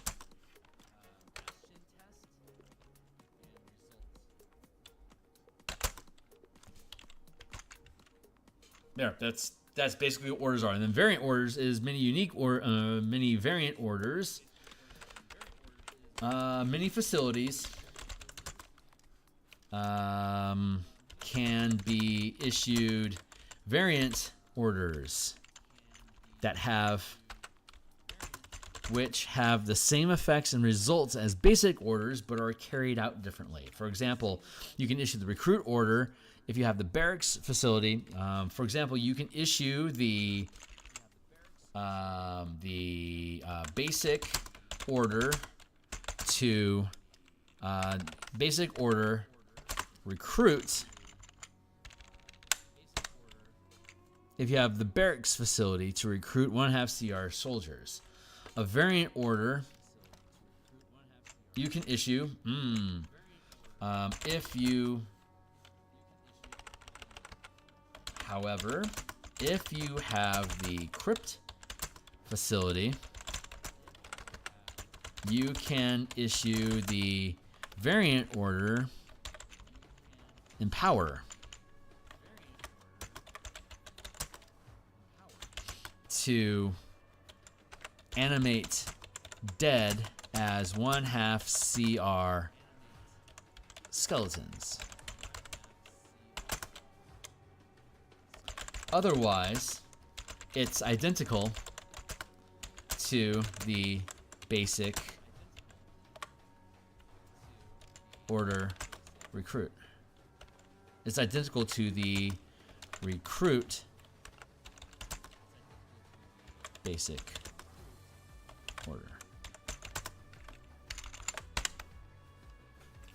There. Variant orders and UV. I want to word them in this order, but I don't like that they're not alphabetical. I like having things alphabetical and numerically in sequence and presentation and in thought patterns. It sometimes limits my language palette, or it causes me to have things listed out of order. Sometimes I think it's better to list things out of order than to make it incongruous. Like basic order and then variant order, having those two next to each other is just intuitive. Like, here's how things normally work. Here's how normal things work differently, and here's like its own unique shit. Like those three, like ordering the orders in that order, that is the most logical way to do. I love it because it's showing me the process, and I know I'm not losing my mind, and that this isn't tedious. I'm glad to hear it. I'm glad. Thank you. Because, but part of the process of doing this can be boring and mind-numbing, and if I don't at least show you that occasionally, people are going to have the false impression that this shit's fun to do. So it's actually incredibly fun to do. Don't let me be a gatekeeper. If you have an idea for a variant rule, a spell, a unique thing, figure out, does it work mechanically? Look at all the different angles involved with the language that could cause it to do things that you don't expect it to do. Play test it enough for you to put it through some ropes and find problems to fix them, and then hire an editor to clean your shit up, and then put it in something somewhere somebody can see. And now you're a publisher, so congratulations. It's actually a fuck ton of fun. I happen to be very fortunate to have been a freelance illustrator for 20 years prior to deciding I wanted to publish books. So when I started publishing books, I got to use all my D&D experience as a DM over the past 40 years and my 20 years as an artist to be able to build my own books. I'm other than editing, because you always want to have an external thought process involved. Other than the editing, I pretty much can do everything because I've spent a ridiculous amount of time building those skills. I try to demonstrate those skills in my morning art stream to show you that when you speed up the camera 120 times normal speed, yeah, making anime girls is pretty quick and easy. But if you slow that shit down to 1 second per second, you're gonna watch some fucking struggle. So I think the biggest cheat to artists, new artists that are trying to figure out what's good, they have all these resources they can see on YouTube, and so few of them actually dive into how painstaking, enduring these things require. And building books is the same way. Like, there should be a palpable, a palpable sense of difference between the outcome of this book and something that you could have generated in AI in 2 minutes, right? It's like there's a considerable difference in philosophy, depth of patterning, making sure that all the mechanical bits are complementing the narrative bits. That's called a ludonarrative. It's a gaming term. I want alphabetical for ease of reference. Just every letter in alphabetical order. You can't. No, you can't. It's. You can make lists of things, and you can provide flavor text for things, but that's that's like 3% of what building a product is all about. Unless all your list is like interesting doodads, D100, let's go. But I would never build that because. Why would you need me to build that? You can just slop that out on your own if you just spend some time with some friends bullshitting about stupid magic items and jot one down occasionally. You'll get your own D100 list eventually on your own. You don't need me for that. The stuff that I want to focus my time on is using the game engine differently to change your perspective about how D&D can actually be played. Fundamentally change your approach to building worlds. That's why Spelljammer's built the way that it's built. That's why my color mana system's built the way that it's built. Why Theurgy's built the way that it's built. The Pacts and Patrons of Ravnica and this Bastion book as well. And not to mention the Kaiju book that we're building. All these things are meant to to approach 5e from a different angle. You should play a different game. It's no, you should build a different engine. You should kit bash 5e until it plays the way that you want. If you want to play Blades in the Dark in 5e, kit bash it and make it work, because the process of you figuring out how to make Blades in the Dark work in 5e allows you to take all those tools and build different types of campaigns in 5e. You could learn Blades of the Dark as a separate game engine, or you could learn what makes Blades of the Dark fun and extrapolate that and build it into your 5e game engine so that you can run 5e like Blades of the Dark. It's using a game engine you're already familiar with. Your team already have characters written up, and now you have more ways to engage. You can do dungeon delving, you can do grid-based combat, strategic shit, and you can shift gears into this flashback mechanic where you're running heist missions, and you can switch. You now have a fourth gear. You now have a dark gear. Click, click. Instead of the combat and exploration, somewhere between exploration and social is the Blades in the Dark gear that you just built. You now have a 4-stick engine as opposed to a 3-stick engine. There you go. So when someone says I'm trying to make this happen and I don't know how, I love those threads. I love those conversations. It's let's break it down, because 5e is such a great engine that you can do anything with it. It is a fucking fantastic piece of machinery. And I don't think that there's enough time spent on reimagining how that game engine operates so that people can really take the wheels off of. I mean, like, Wizards is great at presenting ideas, but they are far from the edge of they are far from the cutting edge. So like, you can do anything you want with 5e. It is the perfect game. It is the best. It is like it's like the Acura of game engines. Like, you can kit bash that thing into fucking anything. Anyway, I digress. Let's yeah, God, yeah, 5e Shadowrun. It breathes abyssal energy, and I don't feel like I need to do flavor text for every single ability because mechanics. Yeah, good mechanics can speak for themselves. Absolutely, keep it simple. I'm not a big flavor text kind of guy anyway. So all right, so we're breaking stuff down. We were working on the maintain action to make sure that it's sitting steady, and then I think we were going to work on crafting and empowering. So let's see if we can get those done today. Maintain. So each turn the Bastion is issued the maintain order to determine the quality of lifestyle. The lifestyle of the Bastion at the beginning. Let's see. Each turn at the beginning. At the beginning of... Yeah, I know I'm using a preposition as my first word. It's bad form. At the beginning of each turn, the Bastion is issued the maintain order to determine the quality of lifestyle.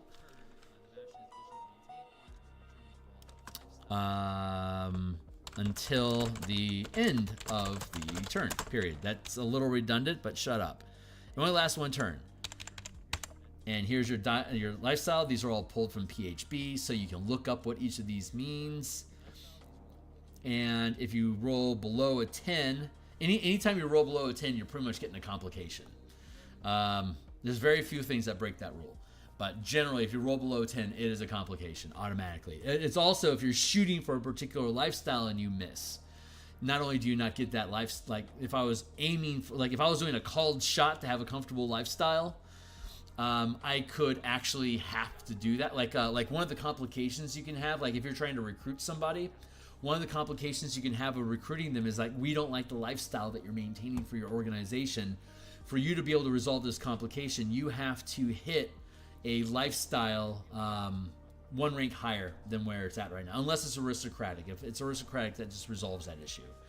But like if you're maintaining a comfortable lifestyle for your guild right now and you have the complication of snooty hirelings, then you now have to hit a DC 25 and to be able to maintain a wealthy lifestyle for them to hire on. You don't have to keep it there. You just have to demonstrate that you have the ability to hit a wealthy lifestyle for them to feel like, if I'm here, I'm going to help elevate this facility to the next level. I demand that this place be capable. Show me that this place can be wealthy, and I will show you how I will keep you there, is kind of how that conversation goes if you want to narrate it. And so your task then, your challenge, your complication is, I have to get us to a wealthy lifestyle. So then I have to make my die roll, and if I fail my die roll, I fail to hire those people, and my task, I was trying to hire them, and I failed this wealthy check.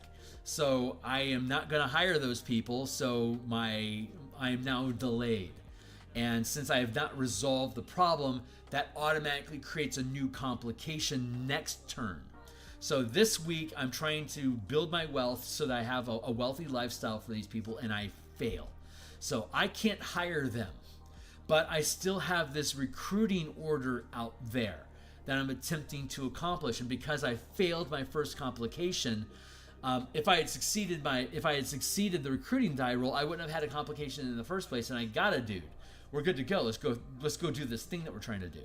But since I failed, that's not going to get me, like, if I fail my complication, that's not going to inspire anyone to be like, oh yeah, you can't handle your business, I want on board. No, you still have a complication, so you roll a new complication.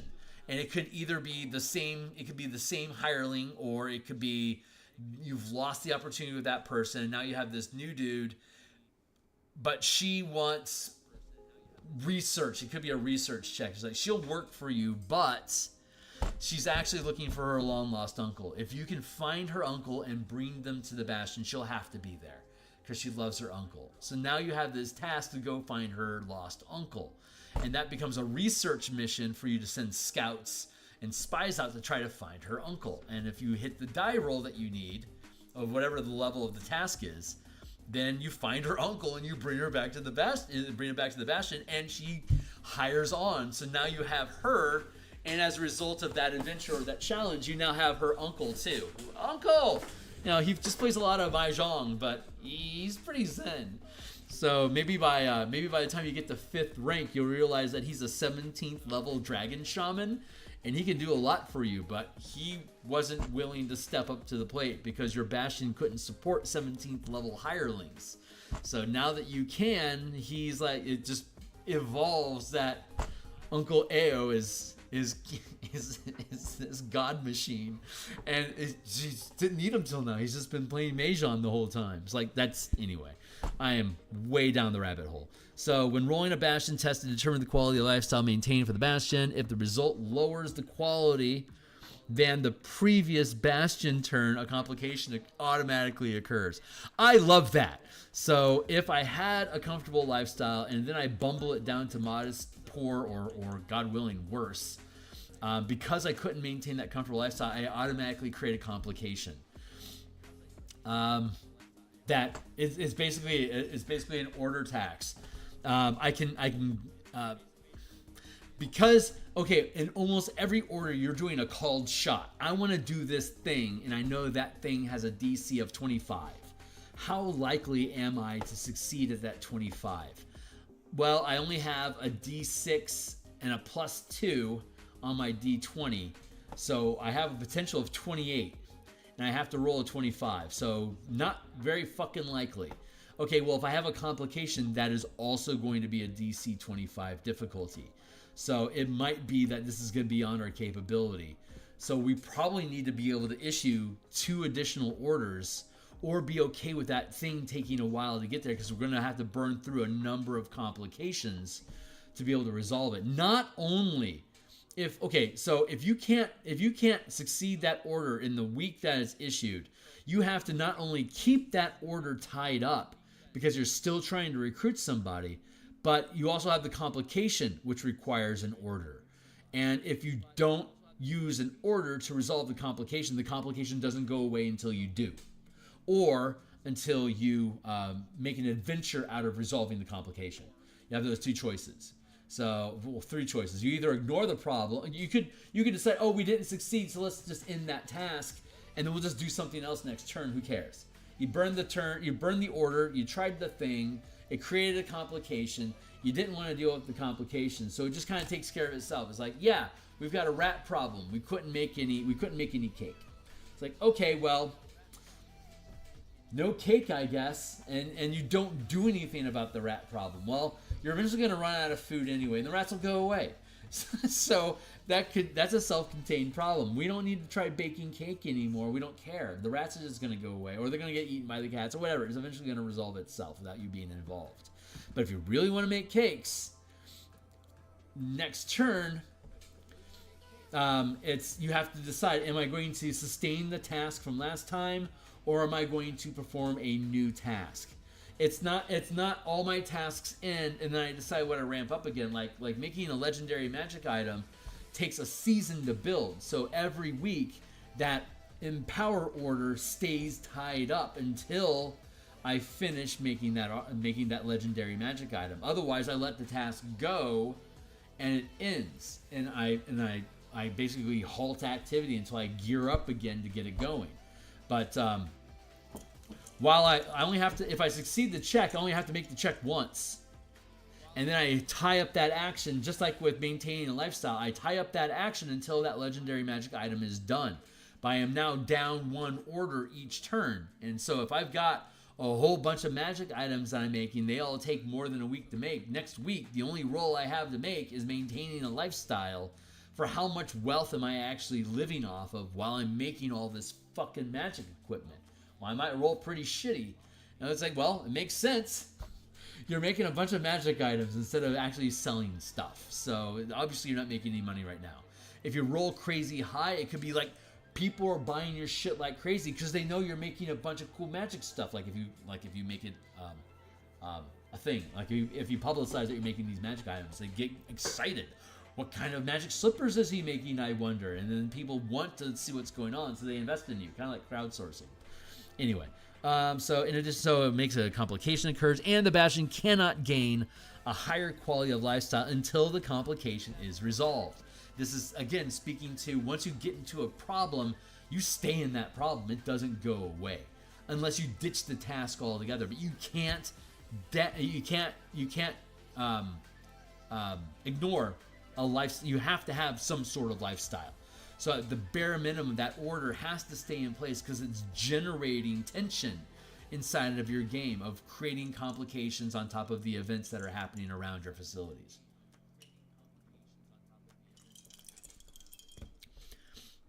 Furthermore, if a Bastion has a lifestyle lower than poor 3 turns in a row, the Bastion bankrupts, and the number of Bastion points that remain is equal to the minimum number required for the next lower rank. If a Bastion is already first rank, the Bastion loses all value in hirelings, effectively destroying it. Extended lifestyles. While maintaining a lifestyle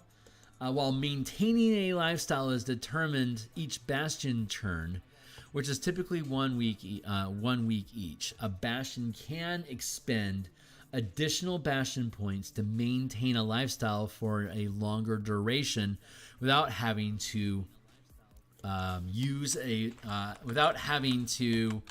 issue an order or rolling a new maintain test.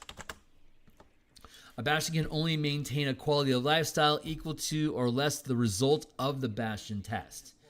Rank of a Bastion determines duration of sustaining the lifestyle.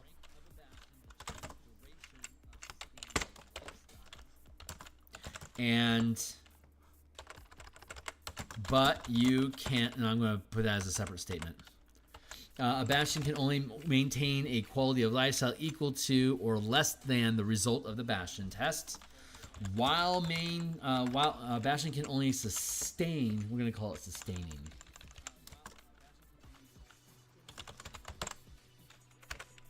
While maintaining a lifestyle is determined each Bastion turn, which is typically 1 week each, a Bastion can expend additional Bastion points to sustain a lifestyle.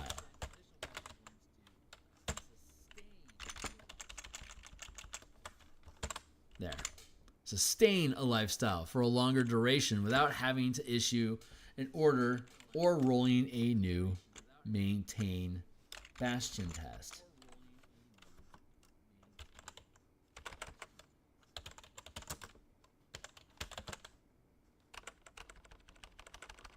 Yeah, maintain check. Call it check.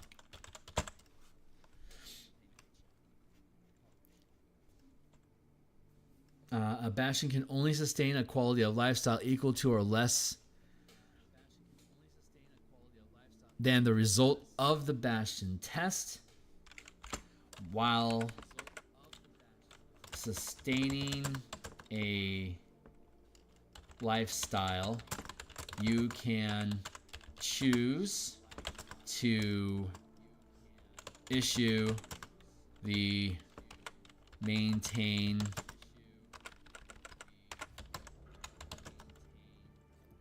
while sustaining a lifestyle. You can choose to issue the maintain order in effort to increase the quality of lifestyle maintained. If you do,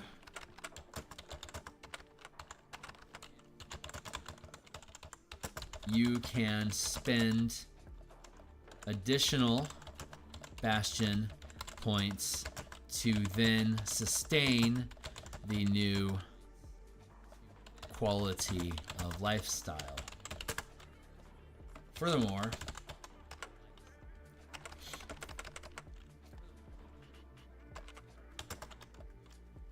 but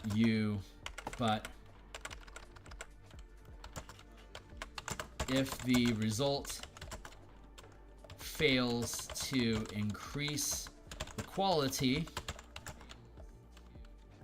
you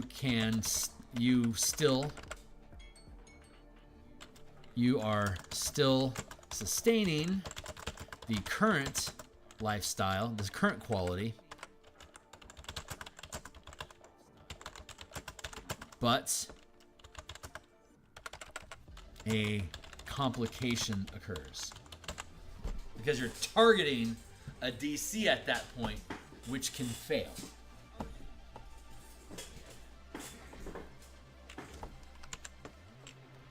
Rank of Bastion determines duration of sustaining the lifestyle, and cost of Bastion points is determined by the degree of lifestyle maintained. A Bastion turn by default is 1 week. A first rank Bastion cannot maintain a lifestyle for more than 1 week at a time, so a first rank Bastion cannot spend points to maintain one. While a Bastion is attached, the Bastion points expended to maintain a lifestyle, if any, are damaged first. When a Bastion is attacked, the Bastion points expended to maintain a lifestyle are damaged before any facilities are targeted, are damaged.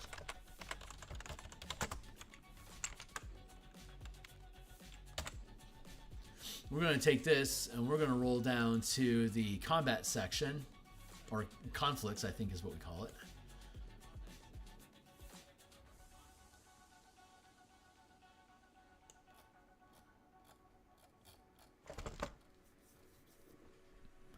Bastion conflicts, sieges and sabotage. Because sieges and sabotage sounds better than sabotage and sieges. Sabotage and sabotages.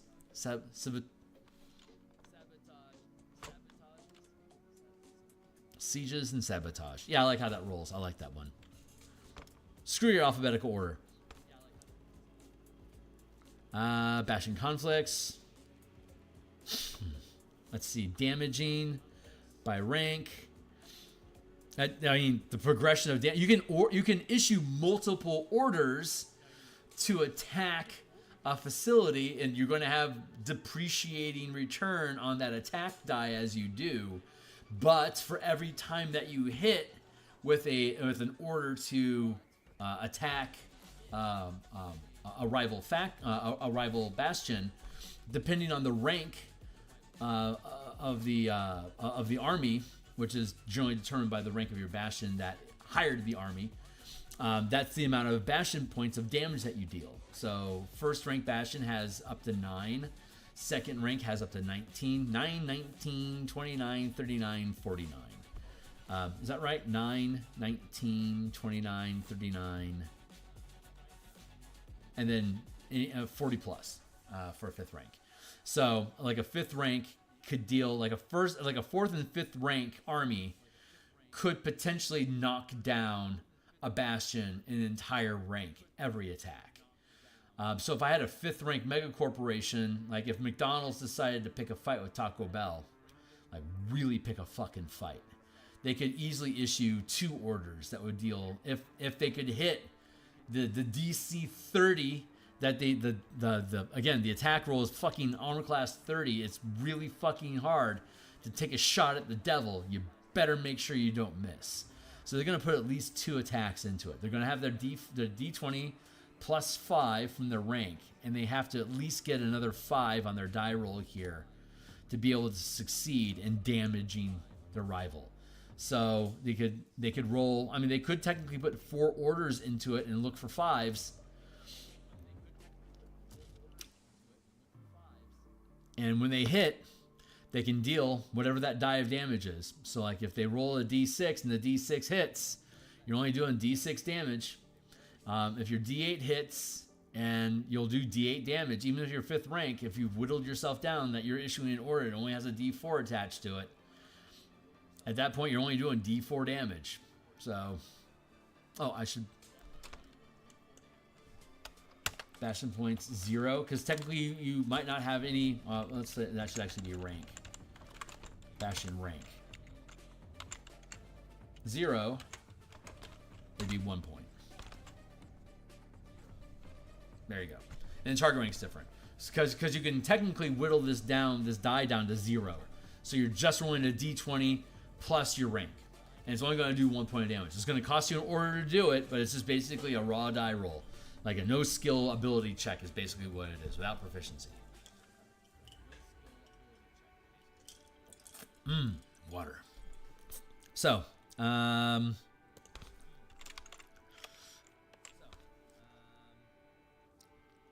go to here, and this is going to be, hold on, appendix. I just want to pause for a second and just restate how much I fucking love building books like this, man. It is so much fun. Order of damage. First is going to be floating bastion points. And then it's going to be sustaining bastion points, sustaining a lifestyle.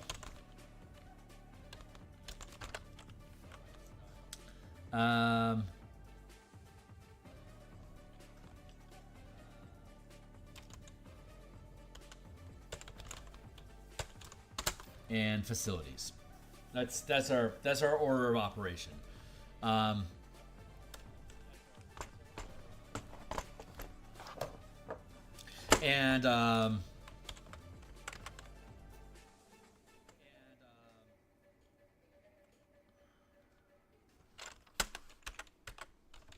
Alternatively, a specific facility can be targeted for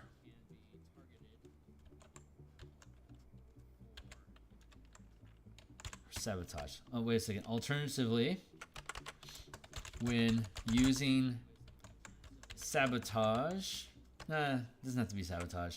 Alternatively, the attacker can target a specific facility to damage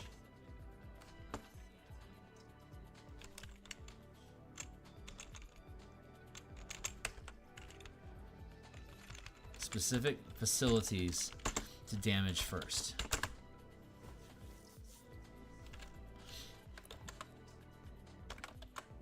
Doing so attacks with disadvantage.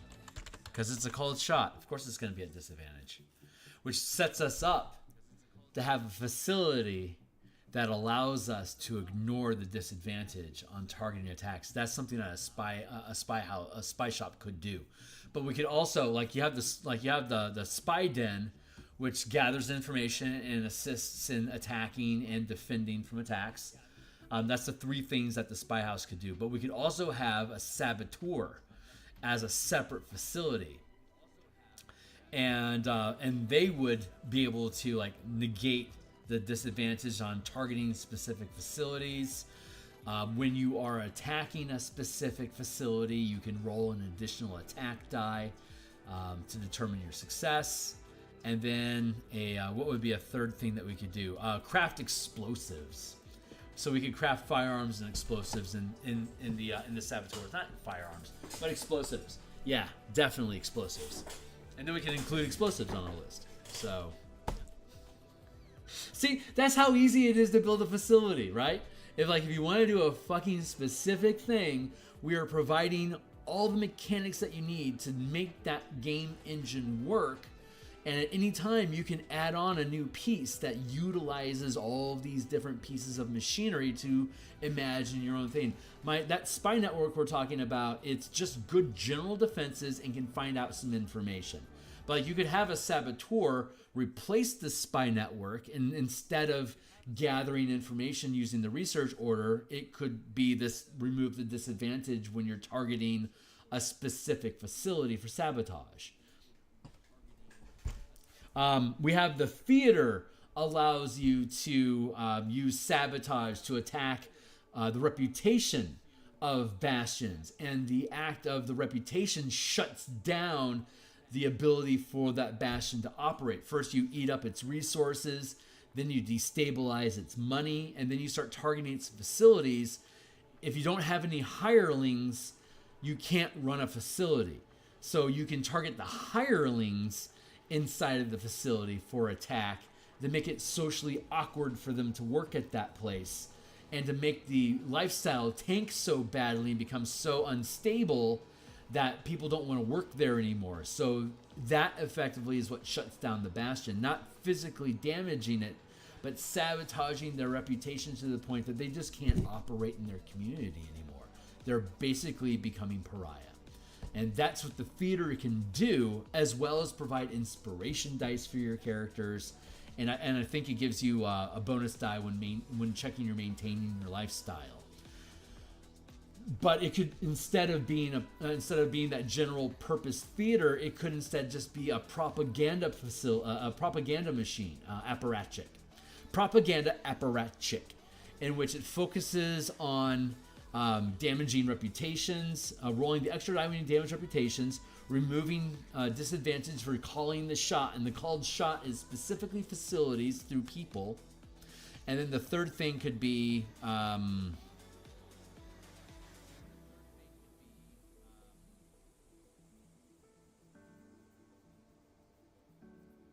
I don't know.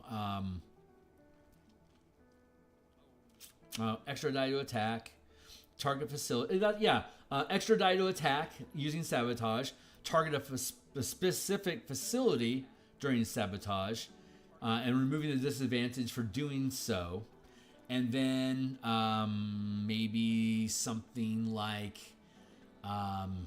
roll an extra damage die when you're specifically making attacks to damage reputation, instead of like siege to destroy the place. Like there you go. Now you have a propaganda apparatchik. It dismantles facilities, guilds, and corporations by destroying their reputation to the point that they can no longer function.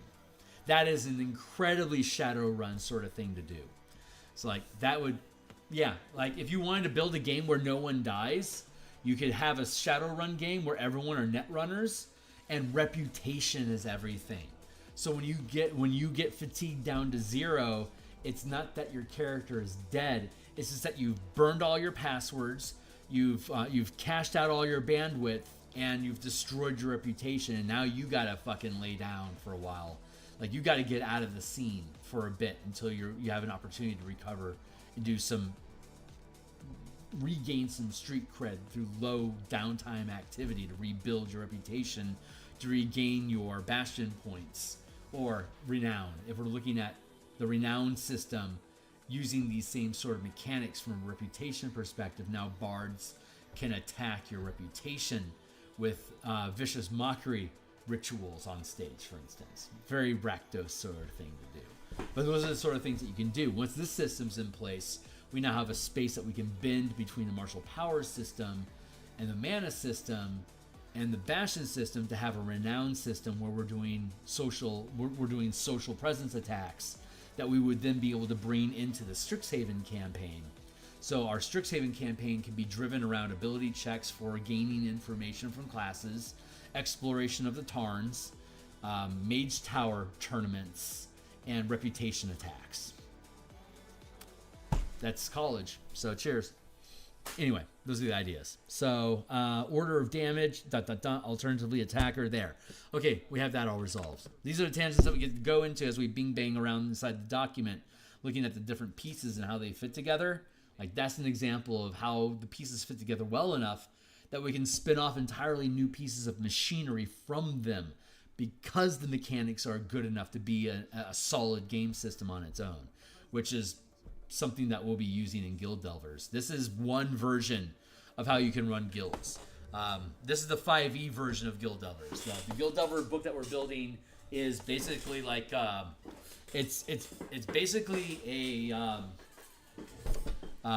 if you were to make this D20 system your character's ability checks, and everything that you built around was how many points you had invested into the different ability checks that you can make, like strength versus, you know, constitution, and like D20 Modern had 6 character classes, and it was like the strongman, all his stuff was athletics and strength focused.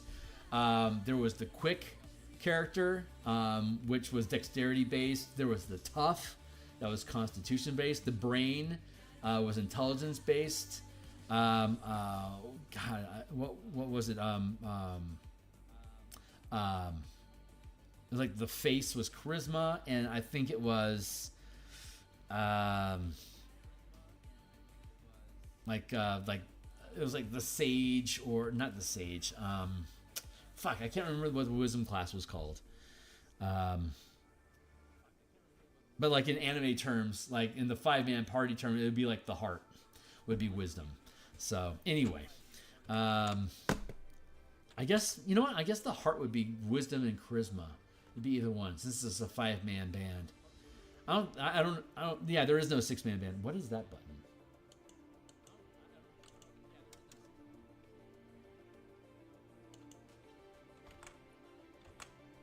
Oh, I didn't know that was a function. Neat.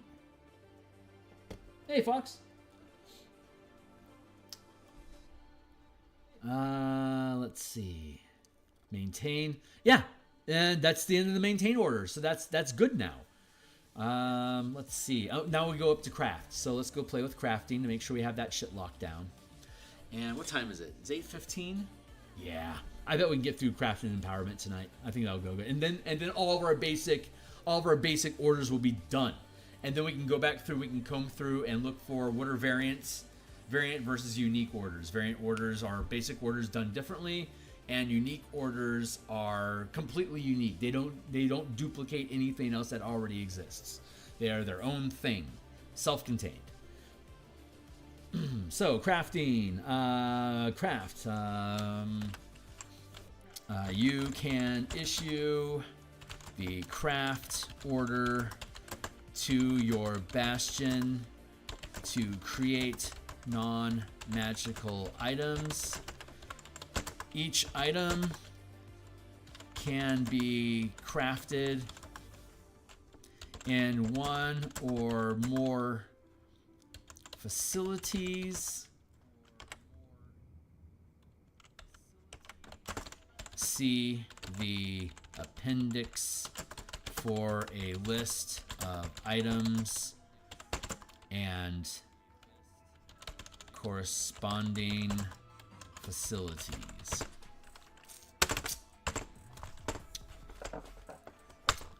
Actually, we can clean that up a bit. Let's go this way. There we go. Here. See the appendix for a list of items and corresponding materials. Value, materials, and facilities. See the appendix for a list with their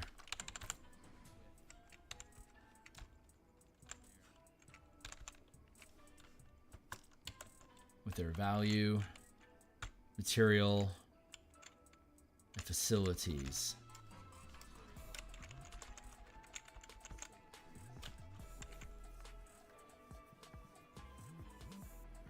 Yeah, that's good. Let's see. Each item can be crafted in one or more facilities.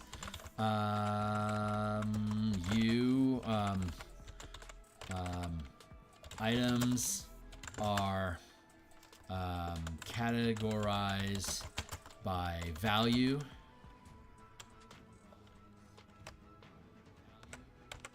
Items are ranked by their value. Rank, value, 1, 2, 3, 4, 5, 100, 400, 4,000, 40,000, gold piece.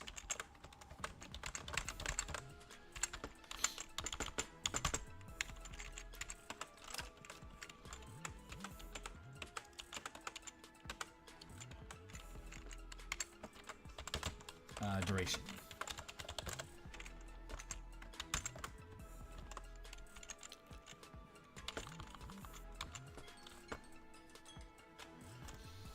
Duration indicates how long it takes to create items of the listed value.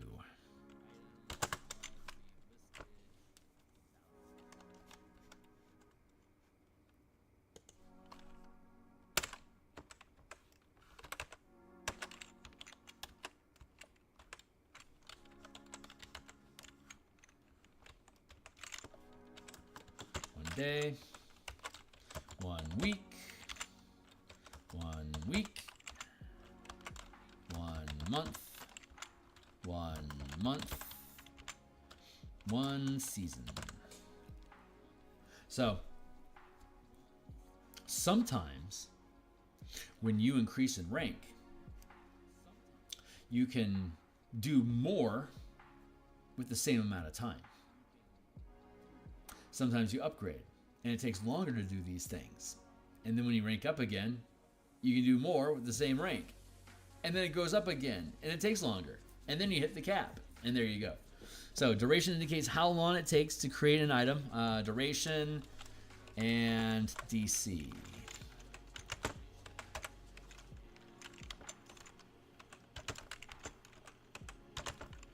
Nope, sorry. 15. 20, 25, 30.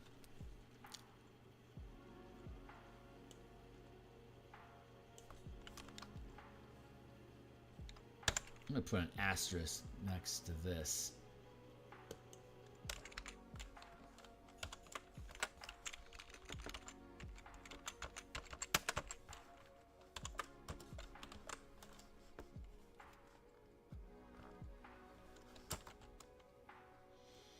A first any individual can craft up to 10 GP per day.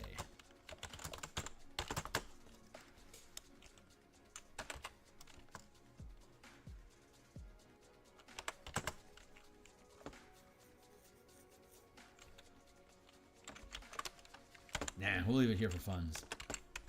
0.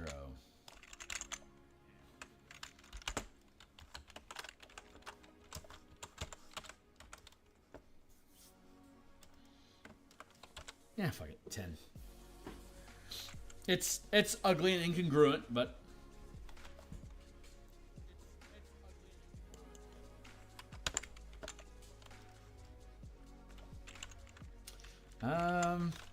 the PHB PHB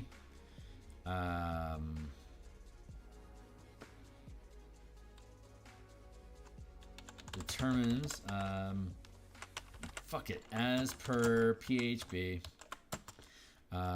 characters can craft 10 gold pieces of item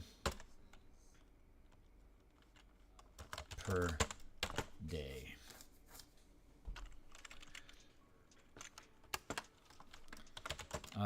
The value, let's see, craft a bastion can only craft items up to can only craft items in value up to the amount listed for its rank.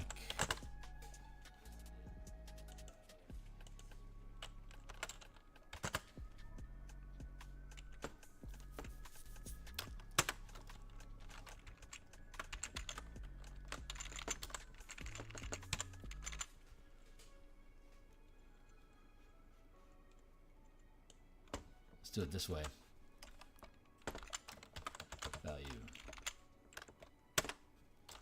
Duration.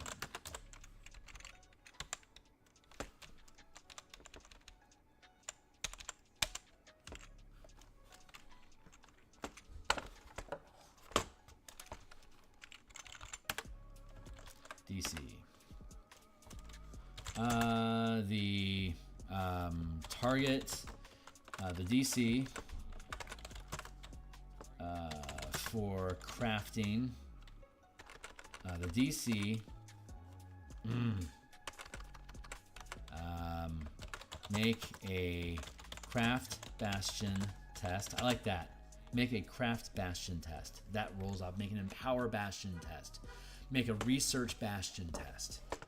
I like how that rolls off the tongue. Bastion test. We're keeping that. Make a craft bastion test. The DC of crafting the item corresponds to the value, to its value. Failing the bastion test results in a complication. How long it takes to create an item of listed value, while if the duration exceeds the bastion turn duration, the order must be sustained. Must be sustained, or progress halts on crafting the item. But you can, if the duration exceeds the bastion turn duration, if the crafting, here we go, if the crafting duration exceeds the length, the duration exceeds one bastion turn, there we go, one bastion turn, the order must be sustained or progress halts until renewed.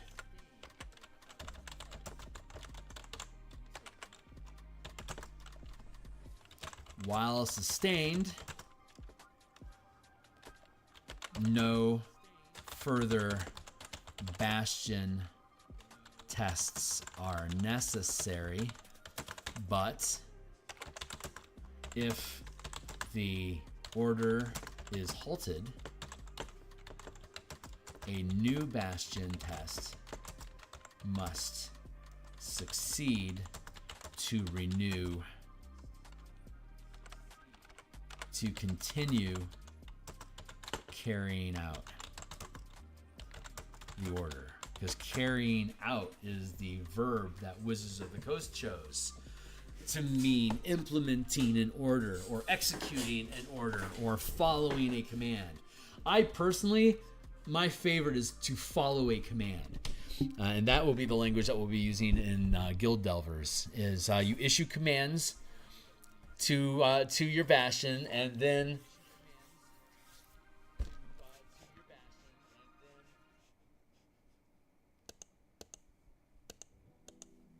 I guess they carry them out. Fuck you, Kearney. Fuck you.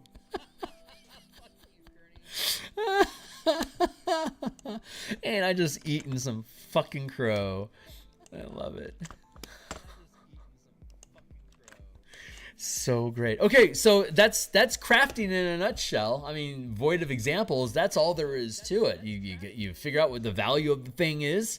That's going to dictate how long it's going to take to make it, and the difficulty of doing it is. You have to be a large enough bastion with enough facilities to be able to craft these things. Oh, that's a really good point. A bastion can only craft items in value up to the amount listed. That's not worded right. A bastion can only craft items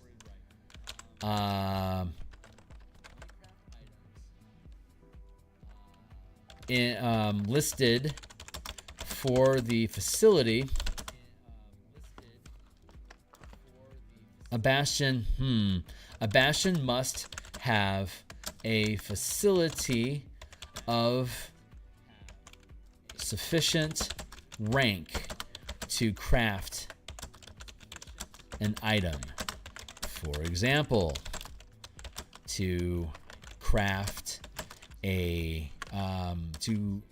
to create a ballista, 250 gold piece value. The Bastion must have a second rank armory.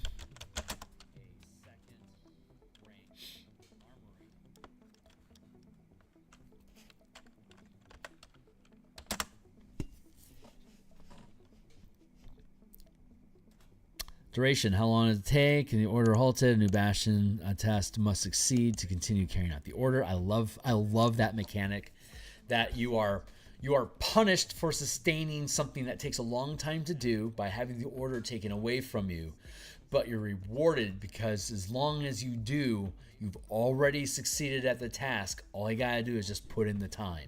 Oh, that's another order of operation. Thank you. No, wait. That's yeah. That is appropriate. So order of operation, floating bastion points, bastion points sustaining a lifestyle. No, bastion points sustaining an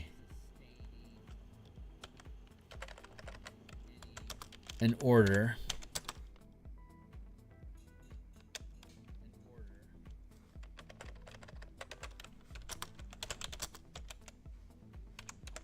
Any other order. Let's do it like that. Lifestyle first. Yeah, because you're destabilizing. Yeah, because you're destabilizing their money. So what happens? First thing that they do is they lose their slush fund.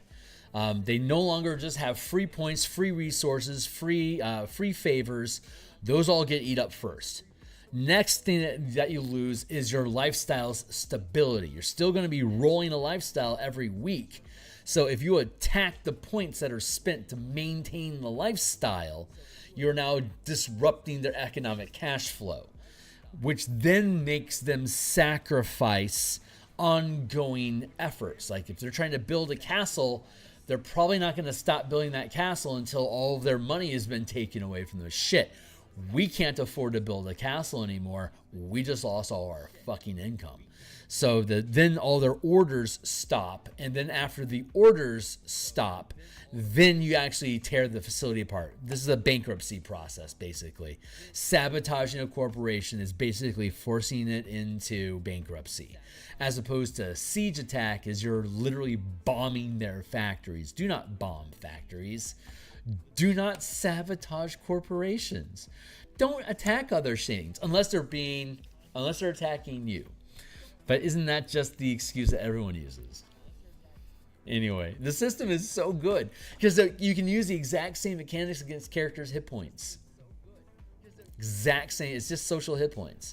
But this is a very structured means of attacking those points. Instead of your characters having a hit point pool, they have the renown score. And if you're playing in Strixhaven, those are called credits, class credits. In Theros, it's called piety. In Ravnica, it's renown, or your reputation and your notoriety in your guild. So if you use a reputation attack system like this, the renown is their hit point supply for interacting with their guild. You're accumulating your maximum reputation or your renown so that you can get access to more resources available in your guild. But if someone starts attacking your reputation, you're going to get pulled away from what you're supposed to be able to do, and you have to build your reputation back up. That's man, I fucking love that stuff. That is so fun. That is such a fun mechanic. I might actually run a fucking Strixhaven campaign just to mess around with social sabotage mechanics. could be worth. I mean, we're going to be play testing the Mage Tower, Street Tower. We're gonna call it. I think we're gonna call it Street Tower.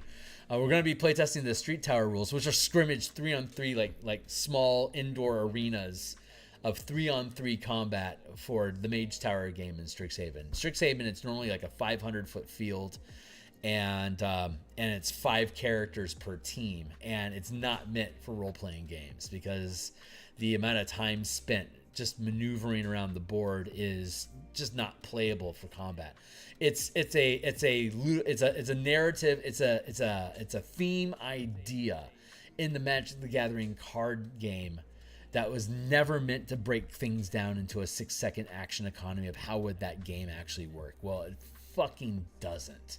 So you have to rebuild the game so it does. So you have Street Tower, which is like small, like 100-foot fields with 3-on-3 characters, and it's easier to get to the hoops than what it would be on the larger field. And you just scrim.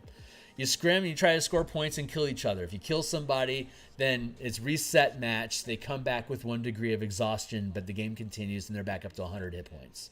So at the end of anytime you have to return to center because of a foul or scoring a point or whatever, your hit points go from wherever they're at back to full. If you got knocked out during the game because your enemy strategy is to disable you and knock out all your hit points, when you come back, you have 1 degree of exhaustion. So you can basically get killed 10 times, but most matches resolve within 7 points. So it's unlikely that your character is going to ever get killed, but you can get the shit kicked out of you. And so you can do all the damage that you can deal to each other, and it becomes an effective PvP arena where the focus could be on killing, but as soon as you score a point, the killing ends. So you either kill everybody or you score a point, or you do a mix between the two.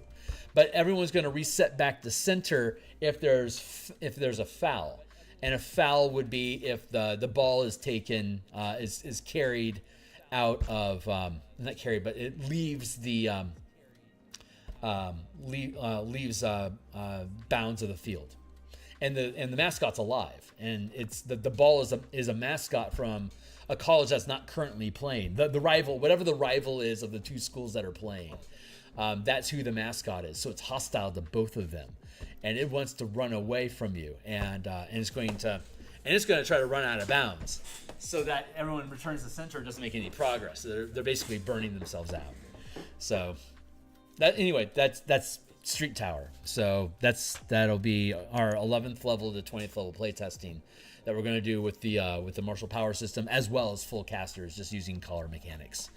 So it'll be high level stuff with all the mana mechanics in play, with the marshals and the spellcasters freely interacting and multi-classing between each other to build whatever the fuck you want, to score points or kill enemies in a 3x3 match. So I'll build DM teams with strategies and like how do they try to execute their score points, and how is the team going to adapt to it.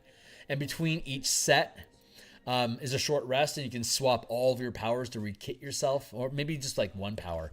Yeah, that makes sense. Between each period, there's 3 periods. So between the first and second, third period, you can change 1 power that you have, or swap 1 spell that you know, to become more adept to working with whatever it is that you're dealing with. But so that's like your sideboard. Yeah, and you can have a number, and yeah, sideboard. Anyway, get back to work, Kearney. You're obviously having too much fun. So that's ordering damage. Yeah, that's order damage. So we had to implement. See, building the system builds the system. Building the system is building the system. It's just so good. It's so good. DC. And then we have manufacturing. Bastions can be issued orders to create magical items and non-magical items for characters. Let's remove that bit. Bastions can be issued.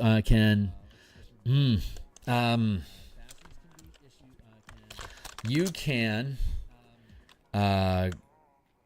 create. You can issue 1 craft order to create multiples items with a combined value up to the maximum of your facility's rank.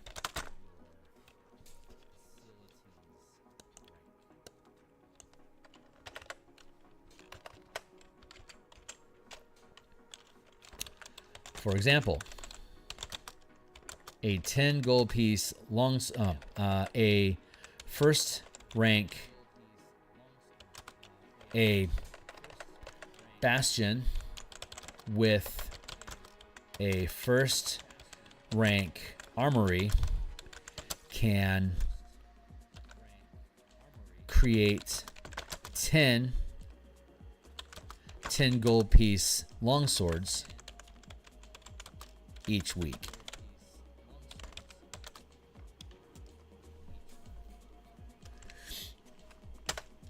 The items must all be the same. Different items require additional orders, but can be similarly manufactured. Now we have mage rights. You can manufacture magic items. So I think what we'll do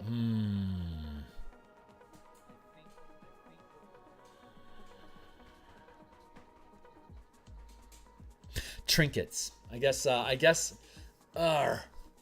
have to categorize like magic items that are so minor that they're not even common magic items, like a toothbrush of cleaning, you know, like like Harry Potter shit, like pots of self, like a sink of self-cleaning, right? Like you drop a pot into the sink and the sink will magically wash and clean all the dishes and stack them for you.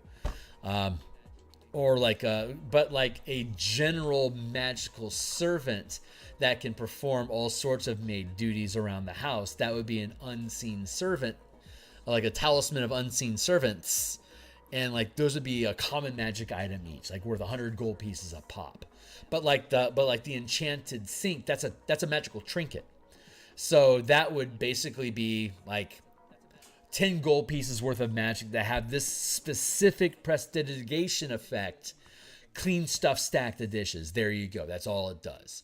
And you could buy that sink for 10 gold pieces. So that's how you magecraft, or how you Harry Potterify your D&D world, especially in Eberron, with when a mage right is a NPC hireling, or basically like a sidekick. It's like an artificer sidekick. You've got adepts, you've got experts, you've got mage rights, and you've got soldiers. Those are the 4 types of sidekicks that exist. So Eberron's super fucking cool. Eberron is really, really cool. I am oh my god, I am really looking forward to creating the Spelljammer sidekick book, the living ships, where we take a bunch of ships, build them out of wood, and then animate them, animate them and awaken them so that they become their own living entity, and they can attune to their own helm, so that they can spelljam themselves, like the Spelljammer ship, like the giant manta ray. That's essentially what it is. So we can frame the Spelljammer ship as a massive scale amplified awakening spell to be able to affect things that can fit inside of a 2-mile space. So the Spelljammer ship. But you could also bring that all the way down to your flitter ship, like your flitter fighter. It's a 10-foot fighter craft. It's got a low orbit helm, and it's got an arcane cannon. Otherwise, it's basically shaped like a dragonfly horse. So you just mount onto it and it flies. There you go. And that's like a 500 gold piece thing. It's like an uncommon magic item in a spell. No, it's 500 gold. So that would actually push it to rare magic item stature. So to build something like that, you'd have to be a 3rd rank crafting facility to be able to create. But a mage right would be Yeah, a mage right would be able to construct things like that. So it's like a constructor, but it'd be a fun sidekick. But yeah, sidekicks. Sidekick. If you were to awaken that flitter ship, then it becomes an actual like animal steed that can fly at Spelljammer speeds. So the Spelljammer sidekicks, it's a awaken. I think we're gonna call it Spelljammer awakened sidekicks, something like that, or maybe animated sidekicks. I don't know. We'll figure it out. But yeah, that's what the book is about. It's about making your ships become your sidekick. So when you're doing combat missions and stuff, you can have them operate under verbal orders and, fly casually, don't draw attention to yourself, stay hidden in the shadows of the asteroids, and come looking for us in about 6 hours. And you got it, boss. And now your ship is doing a thing. And if you really want to dive into it, your characters could then become animated ships, and you're framing the adventure like fucking Finding Nemo or whatever in space, whatever. Anyway, that's the idea. That's the idea. And then you could have crews.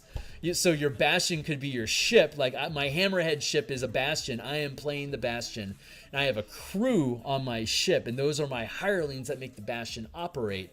And at any time, I could have an adventure off of my Spelljammer ship to deal with the complication that arises as part of the trade route that I run between Kryn and Toril, for example, or whatever. That would be a really fun fucking game to play.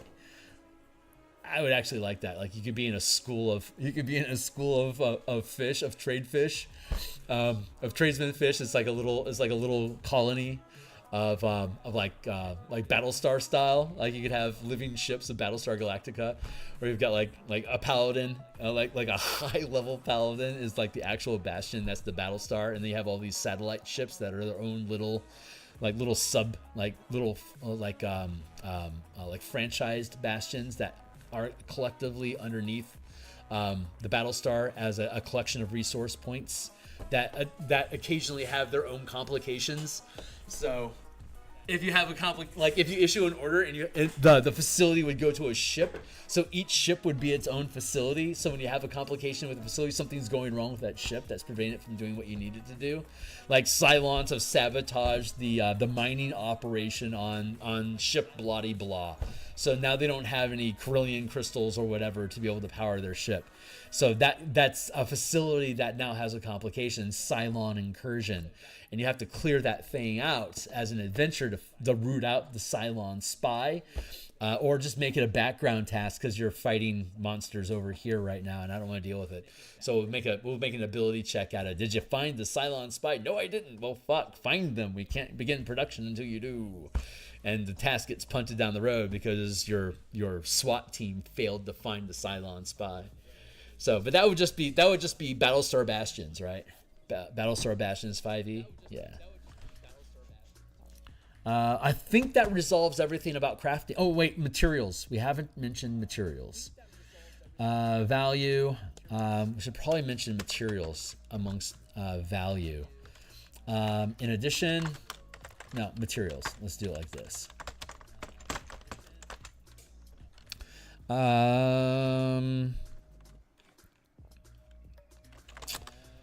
To craft an item suitable, the facility must have access to suitable material.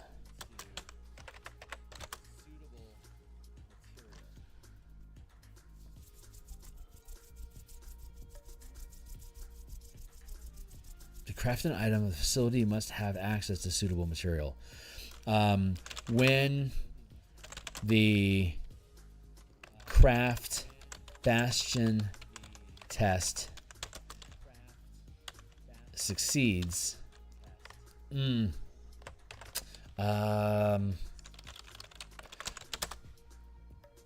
craft an item, the facility must have access to suitable material. This is typically unimportant unless the facility is presumed to have sufficient materials to produce any item listed that it can craft.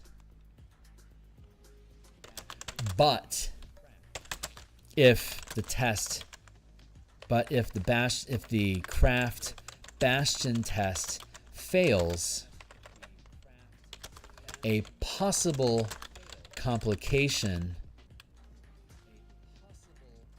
is that the material isn't suitable.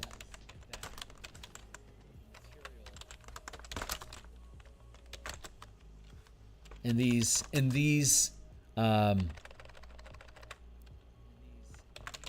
otherwise,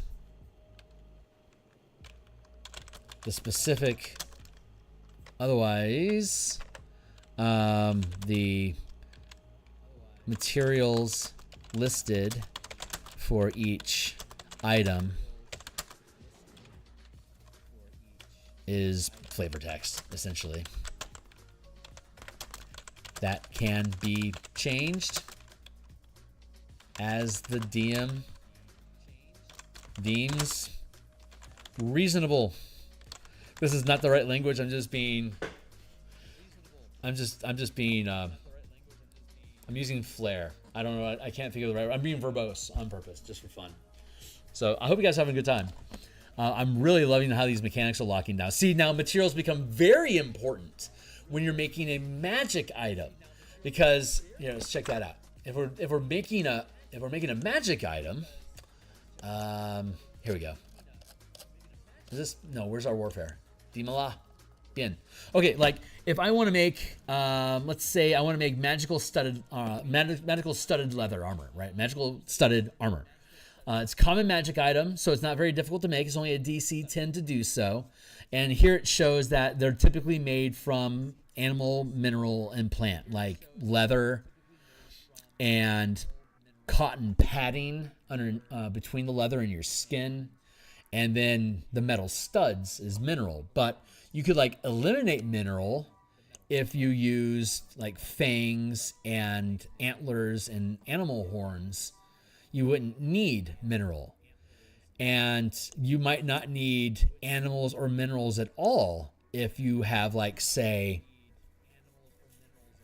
cactus meat that you're using instead of cotton to soften the space between you and the hardened armor, which is a bunch of gourds that, I don't know, brambleberry gourds that grow 7 feet in size. So when you cut them open, not only do they spill all their juice out, but you can. There are also these giant thick plates that you can cut. It's just basically wood material, like dense wood material. So you could use that as like, and then you could drive thorns from the brambles into the meat of it. So you could build these studded armor suits out of just plant material.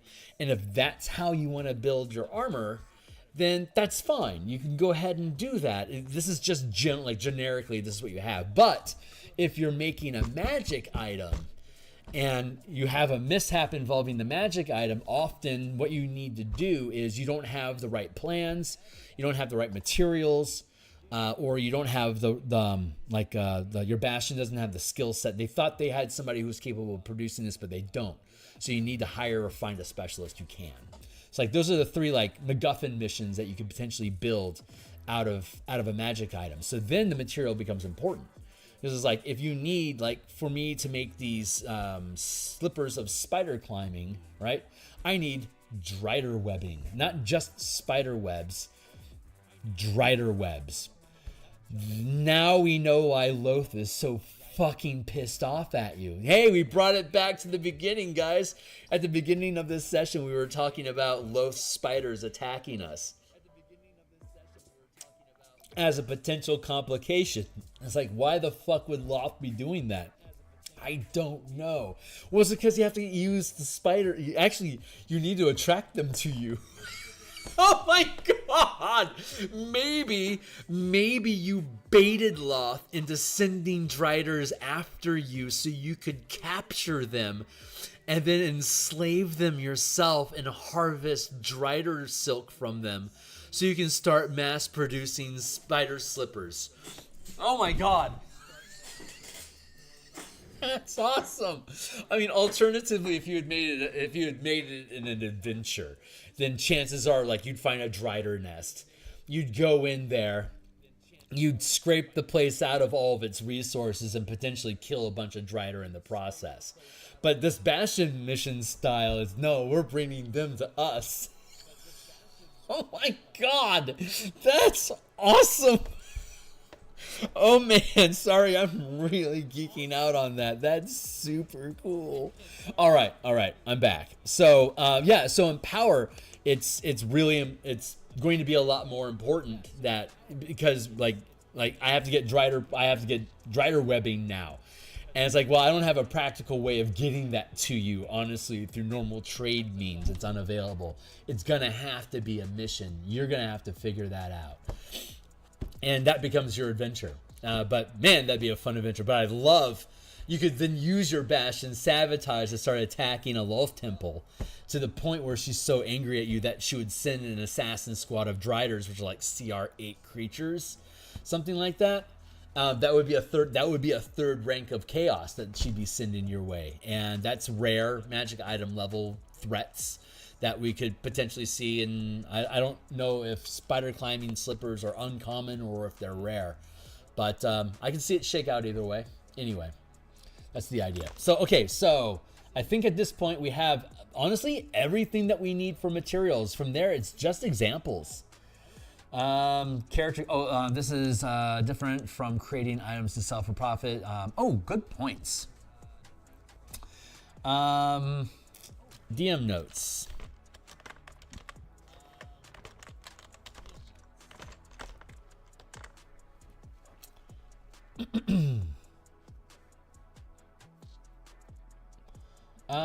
Character commissions. The lifestyle maintained by a Bastion, craft and empower of the orders that can be issued to the Bastion create items. That was word salad. Yum.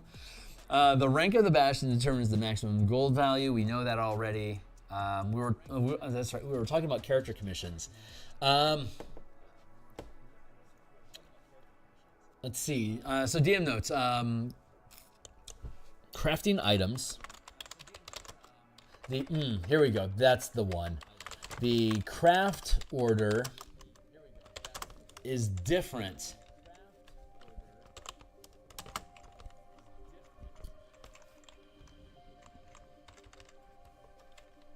The craft order. Let me put words to it.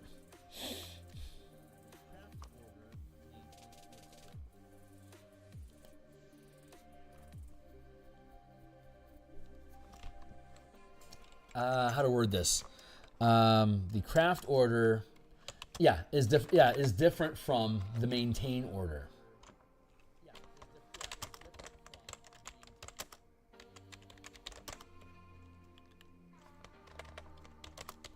In that the items crafted are for character use during adventures. Items crafted, a Bastion capable of creating items with the craft order. Let's word it that way. A Bastion capable of creating items can do so for profit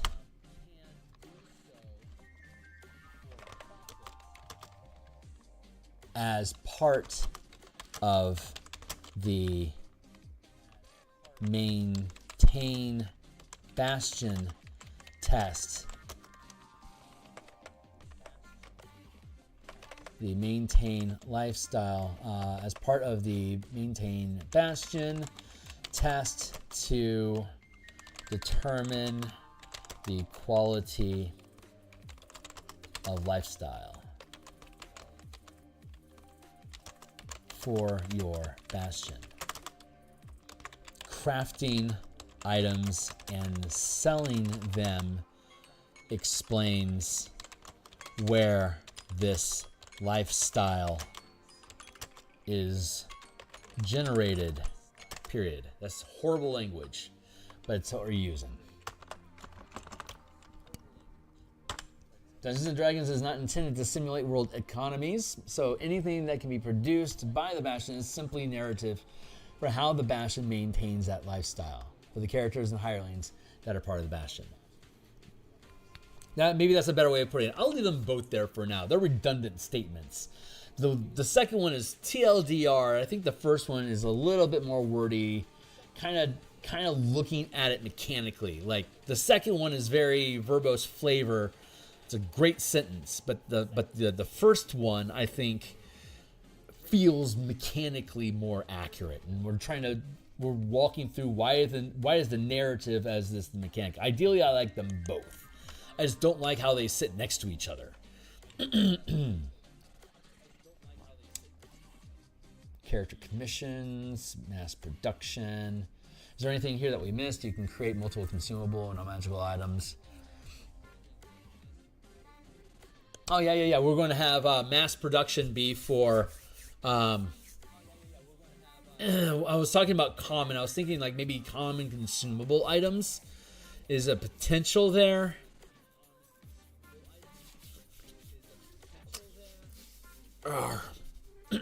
But I think the right answer there is healing potions. Being able to manufacture healing potions and holy water, because those are like almost like magic item trinkets. Really, they're like 50 gold and like 25 like is it like 10 gold per vial for holy water and 25 gold or something for a healing potion, something like that. It's 50 for a healing potion, maybe. Anyway, like you can brew one in a day, so you can manufacture these things if you have a place set up for it. And healing potions, not a bad thing for your team to have a shitload of, as long as you're paying attention to it in your endurance. But the hit point supply starts to get heavy after a while, so you want to manufacture higher quality healing potions. So you should be ranking up to the higher rank, like the 64 plus 12 or whatever mega healing potion you have at the top end of the spectrum. Like that should take a while to make one of those for you. So anyway,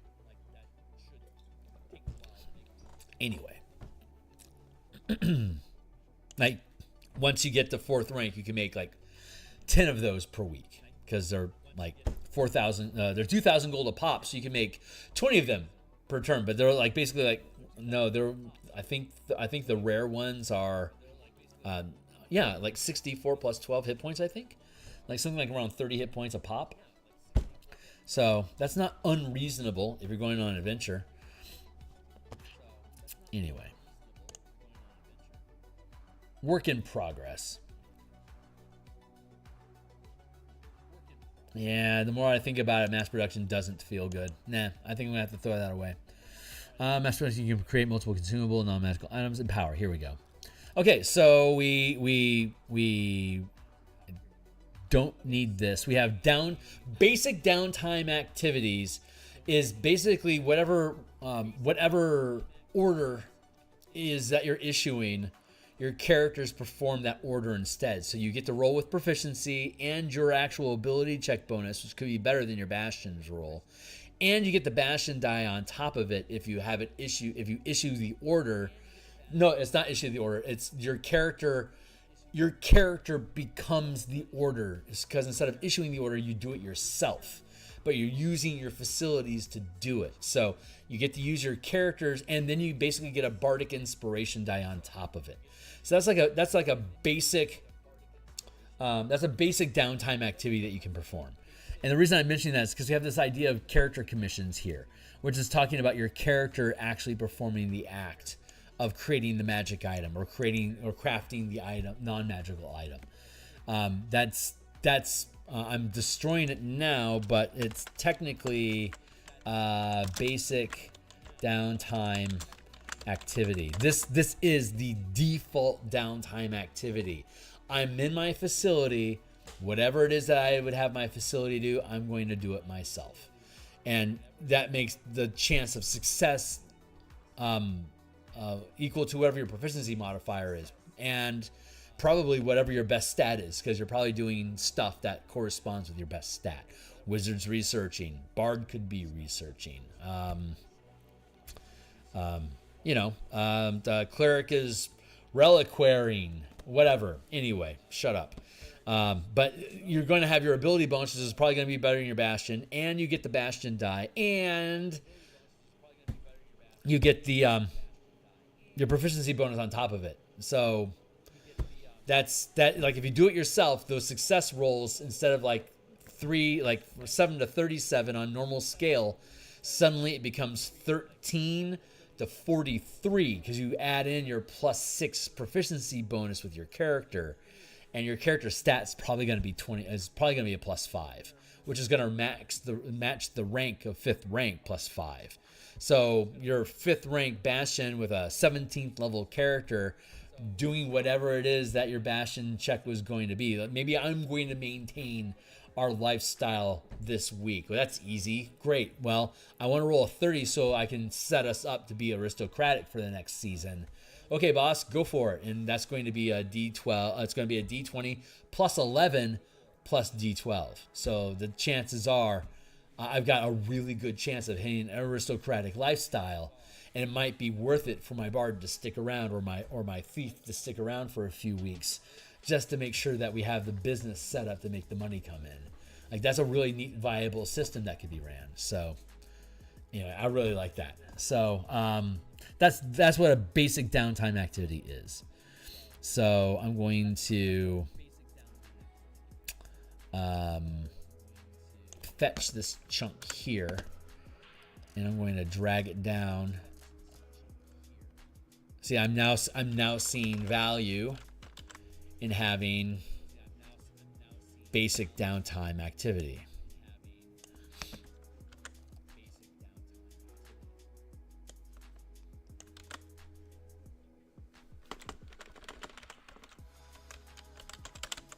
Basic downtime. There you go. And then we'll have unique downtime. So we'll have basic downtime and we'll have unique downtime. Basic downtime is anyone can do this. By structuring it this way, it's framing, it's kind of blending how your character interacts with the facilities, and that the facilities this way, the facilities are like an extension of your characters. So I like that. I like that being built in this way. Like us parsing out the information in these different chunks. It might be over labeling maybe, but I think that degree of labeling helps establish the mechanical language of like what are the variables that you get to blend to make your unique Bastion facility. So we're codifying all of the variables that go into it, and the different like Path of Exile has like red, yellow, and blue skill gems that have to align with the nodes that are in your gear if you're trying to empower your items. So it gamifies it and makes a risk reward system of getting the right type of sockets and the right type of colors that you want to build what you need. This has that same socket interaction, so you have to have mechanical language for the socket colors and the gem node colors. Why is one particular gem one color versus another, and why does this item have these particular colored nodes? Like, how do those things interact with each other? I actually asked Grinding Gear Games if they were interested in the martial power system that I was building as a potential 5e version of Path of Exile that they'd be able to build a campaign with, and they said they weren't interested. And while I appreciate that, you can completely use the martial power system as a Path of Exile system. All you have to do is just strap on the Rayclast lore of all their crazy fucking gods and their psycho history. Build that into like an Athasian style campaign, and now you've got PoE 5e if you're using the mana mechanics and the martial power system that I've been building. Super cool, super fun. I'd personally love to be financed by Grinding Gary Games, but it would be a vanity project to them if you know, it'd be no more than that. Just to be able to do Rayclass 5e is cool. But that would be the way that I would recommend that you do it. That you divide up all the powers and spells into 3 colors, and then have the node system interacting with how you make use of them. So 3 different colors of mana for the 3 different types of energies that you use inside of the game. Mana pot, healing pool, mobs of monsters. Let's go. Easy peasy. So great. Let's we've gotten basic downtime while we're resolving. I'm just going to make words on that real quick. Basic downtime is, instead of issuing an order to your bastion, your character, you do it yourself. You do it yourself using the facilities. Make an ability check with proficiency. Make an ability check with proficiency to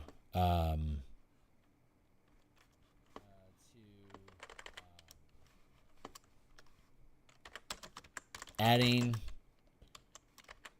Bastion dice as appropriate.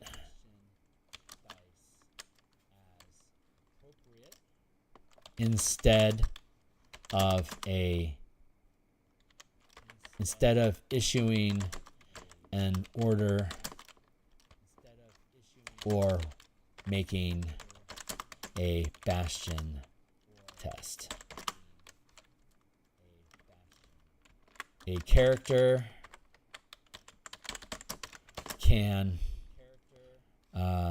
use downtime this way with only one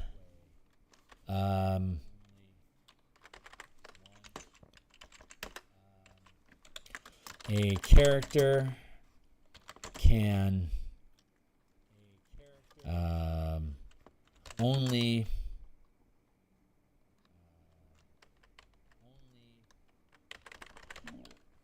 participate in one downtime activity per Bastion turn.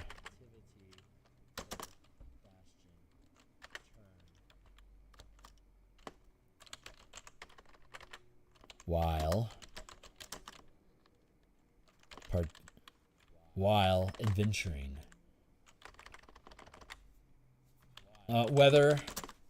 A character can participate in one downtime activity per Bastion turn, whether they are on an adventure or not.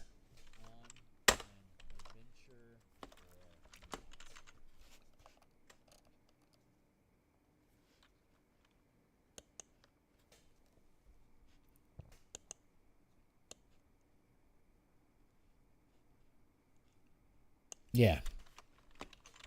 And then the character commission stuff is no longer relevant.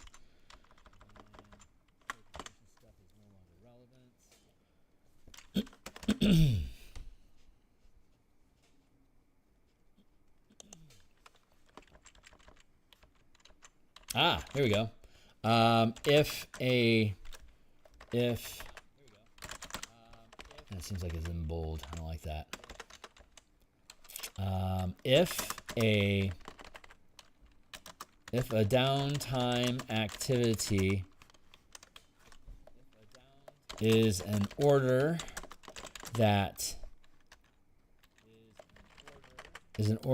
with a duration exceeding the Bastion turn,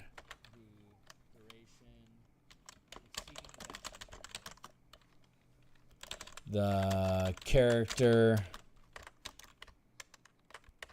you must continue using downtime to sustain the order. If you choose to end the activity, the bastion must be issued an order and make a new bastion test to renew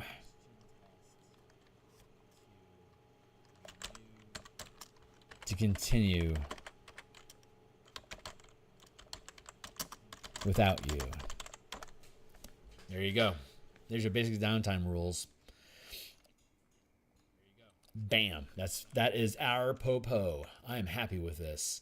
We're making some serious good progress here, man. I think we have trade resolves already, and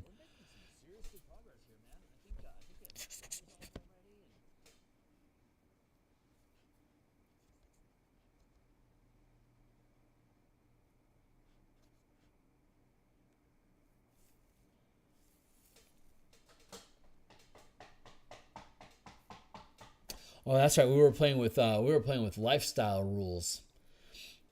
That if we trade to receive, or craft to create, or empower to enchant something, the idea is supposed to be that the lifestyle check is taking into account that you are capable of creating magic items and crafting items and trading goods and getting stuff. It's just that's the variables, or the bastion point investment. Like, seriously, like at fifth rank, maintaining an aristocratic lifestyle for over 10,000 people, it costs millions of gold to do that. So like, there is a ridiculous amount of money that really goes into doing this. Having a 200,000 gold piece magic item that's going to take 90 days to build, that's like $20 a day. 20 gold times 90 times 100, 20 times 100, that's 2,000. 100,000. That's 200 gold per day, which is an aristocrat has a basic lifestyle of 10 gold pieces per day. So that's effectively the lifestyle for an entire season. That is the lifestyle of basically 20 C-suite executives. In Wizards of the Coast's terms, that would be about 2 million gold. $2 million. That'd be a $2 million investment, which is a good chunk of change. That's a good chunk of change for a corporation. So they'd be able to do it, but they'd also be able to offset the expenses and blah, blah, blah with tax, blah, blah. So they could potentially afford to eat the cost of a legendary magic item every season. That's probably doable. That's probably reasonable. I mean, how many sets of magic cards do they come out? They come out with 6 books a year, right? If those are considered magical items, then, and why not? They're artifacts, right? That's more than 1 per season. So that is a reasonable scale. So, yeah, I think that's a reasonable scale. That feels natural. So they can naturally absorb that time. Yeah. Yeah, it makes a lot of sense. Okay, so we figured out crafting. Empower is next, and we're at 9:20. My clock's about to pop. If I'm lucky, I can get done with Empower in 20 minutes. So let's see if that's even possible. Let's just grab the craft language and copy and then paste.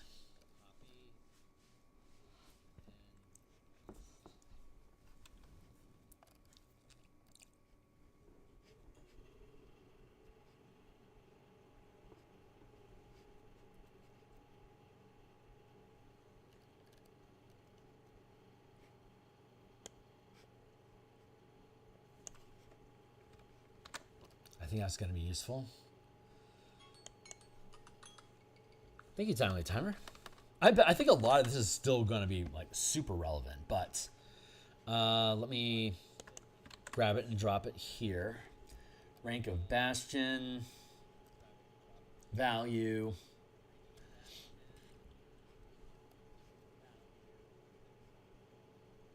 Oh, good point. Good point. Let's go with Bastion rank. We have the difference between consumable and non-consumable. Let's go with Bastion rank, and we have consumable and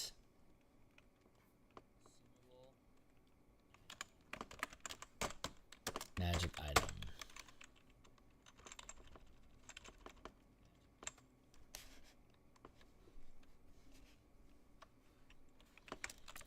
Rarity. Value.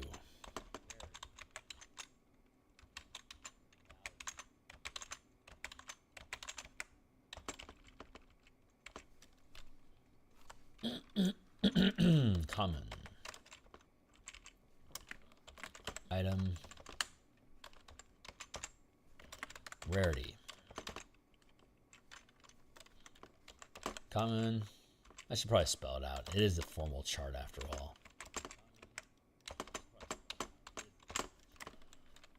Uncommon. Rare. Very rare. Legendary.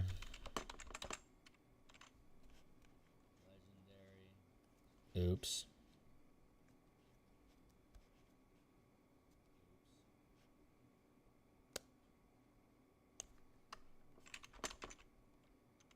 Ugh, what a pain in the ass.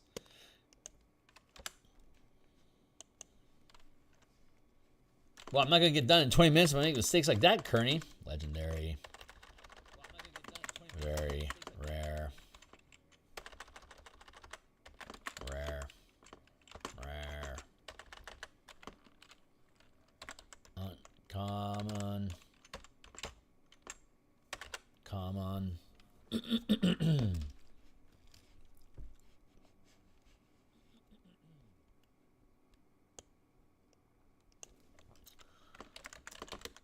Parse it, knit pocket, magic, item,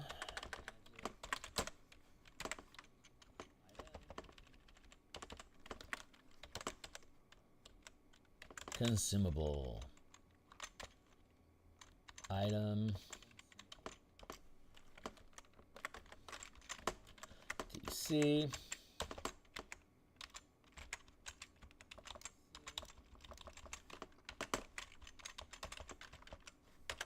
Yeah, we're gonna get there.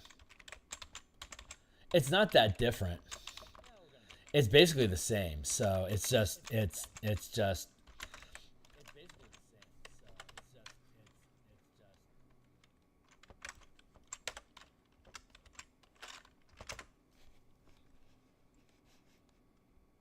we go.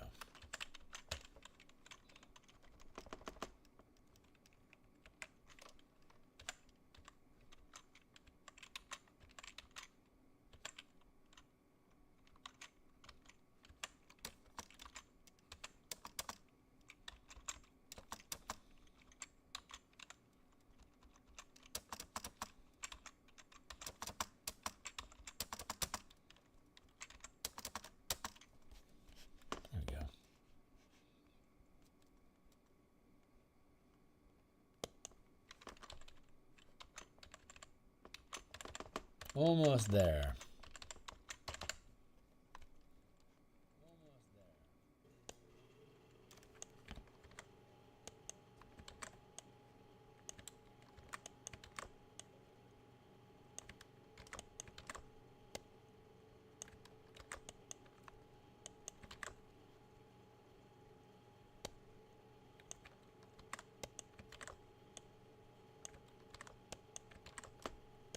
All right, we're coming along.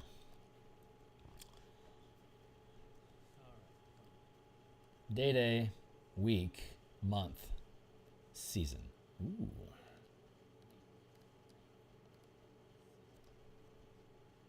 You know what? I had music going at one point, and for some reason, it decided to stop. Moreover, I need to look at my Artificer rules. So let's go look at the Artificer rules. Let's play some music while we're at it.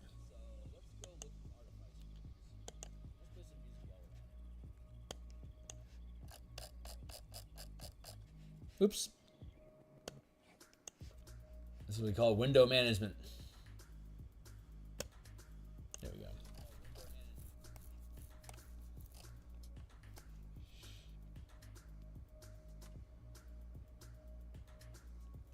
The team on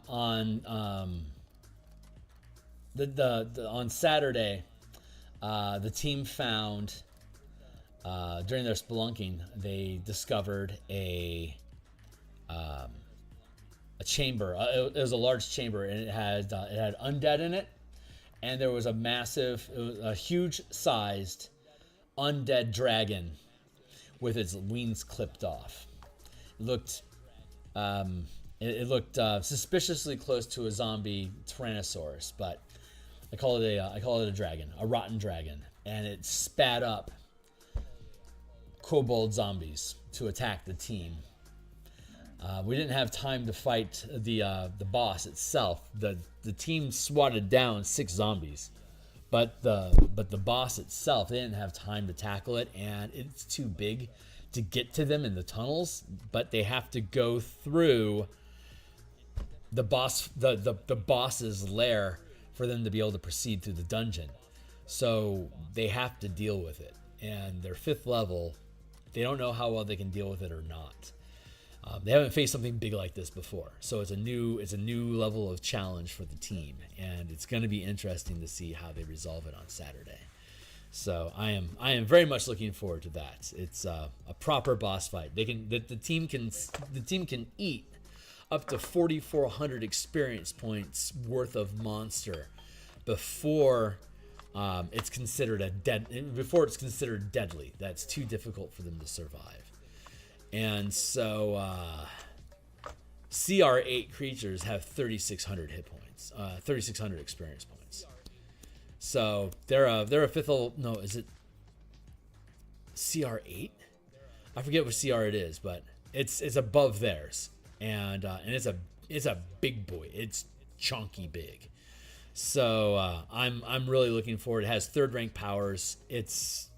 It's going to be able to bat them around and deal some serious fucking damage. So it's going to be interesting to see how they deal with it. So that's coming on Saturday. I'll let you guys know how it goes when I catch up with you guys on Monday morning. But oh yeah, that's right. We're looking at gear creation, day, week, month. That's normal time is week, month, season.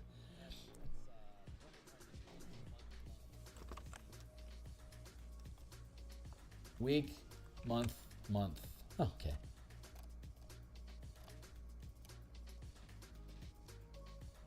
Where are we at? Where am I at? There we go. No, wait. Yeah, there we go.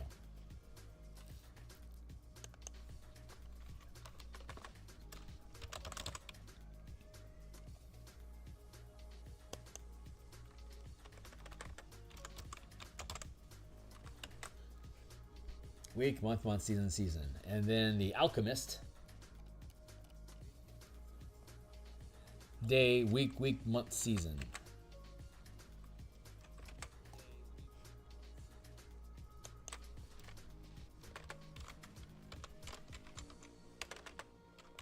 Wait. Day, week, month, season. Week, month, season. And value is half cat, right?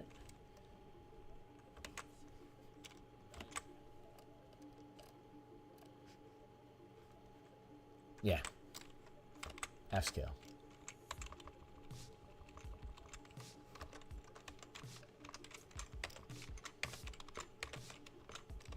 There. Value, a bastion, a value must have a facility of sufficient rank to craft, to empower an item. For example, to create a, I don't know, portable hole.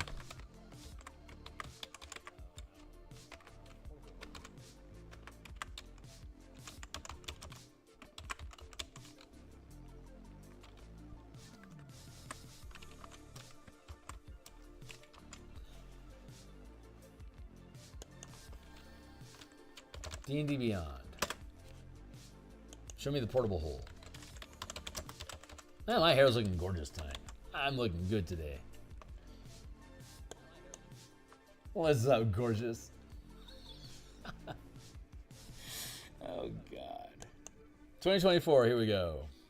Wanderous, that's rare. Okay. 4,000. For example, to create a portable hole, 4,000 gold piece value.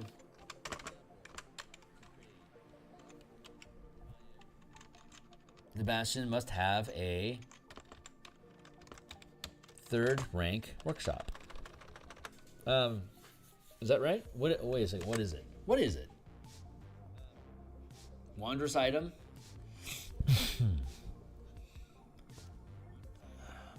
You know what? It'd be really nice if they would tell us, is it an implement? Is it Arcana? Is it a relic? I'm guessing it's an implement. But it's not self-referencing its own shit. That's really disappointing. Maybe I can figure it out myself. Fuck off. D&D Beyond, man, they have not invested any money into that. They've invested everything that they can lose money at. But the one thing that they want people to keep going back to over and over again, they won't put a fucking dime into it. What the fuck is wrong with you people?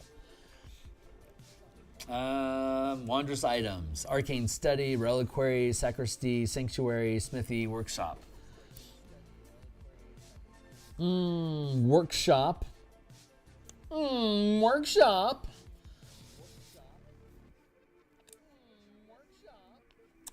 Implements do workshop as well. That's good. Yeah, workshop seems like the right one.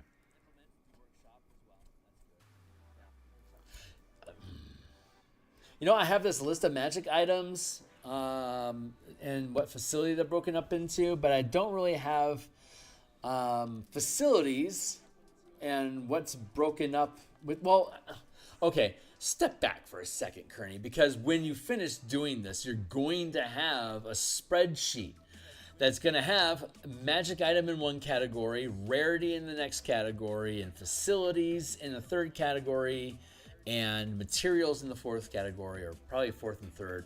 Swap those, whatever. And they'll each be sortable. So all you got to do is click on the top row and click sort, and it'll alphabetically or numerically sort all the things. So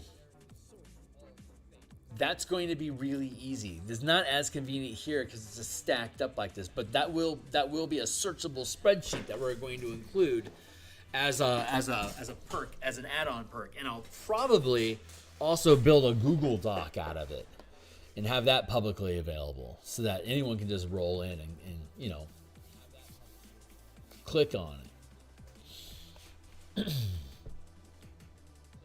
I bet if it's read only, you can still click sorting buttons. I bet you can, because it's just reading the data in a different way. It's not like you're modifying it. That makes sense. I bet that's truth. But workshop is the answer that we were looking for. The answer is workshop, because workshop does both wondrous items and implements. A 3rd rank workshop.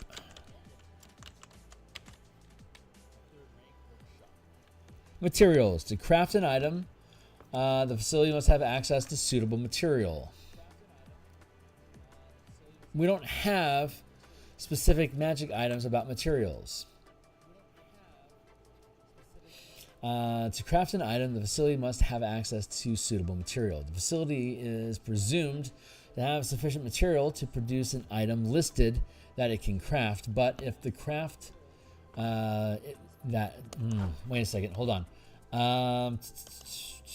To empower an item, materials and items. Items and materials. Thank you. We're almost done.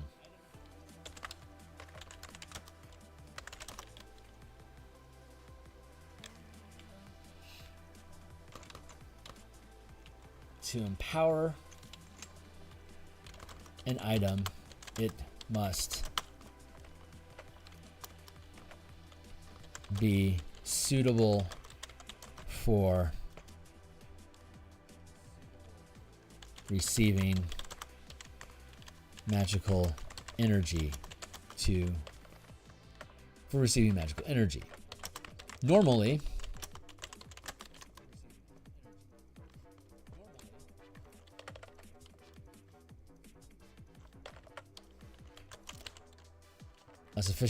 a suitable object, a suitable item is available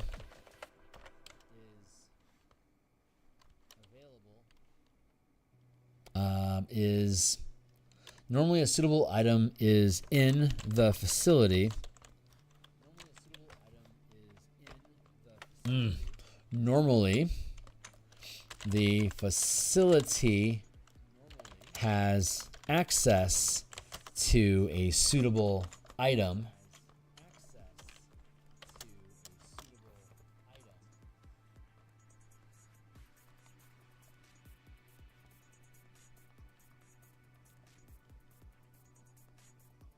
But if the empower bastion, there we go. If the empower bastion test fails, a possible complication is that the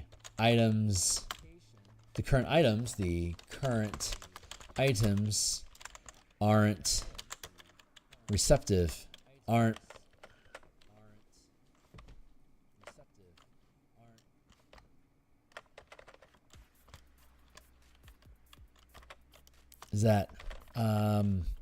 no suitable item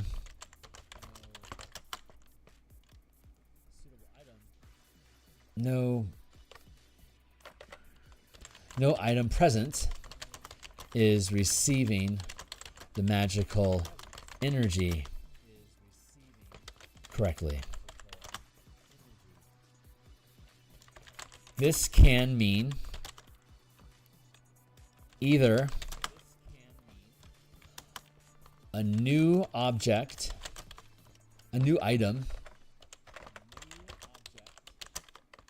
must be provided, or an exotic material must be incorporated into the item to become empowered.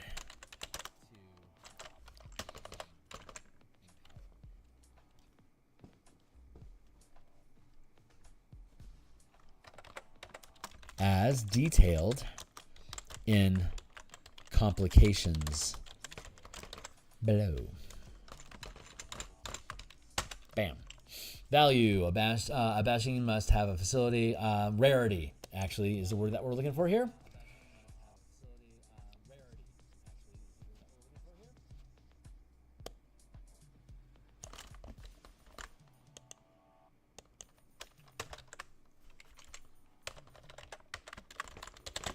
A bastion must have a facility sufficient rank to empower an item.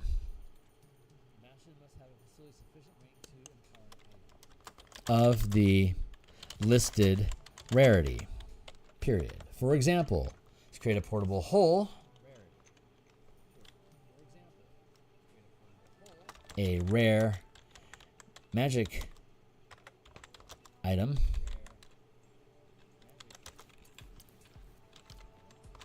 The bastion must have a 3rd rank workshop.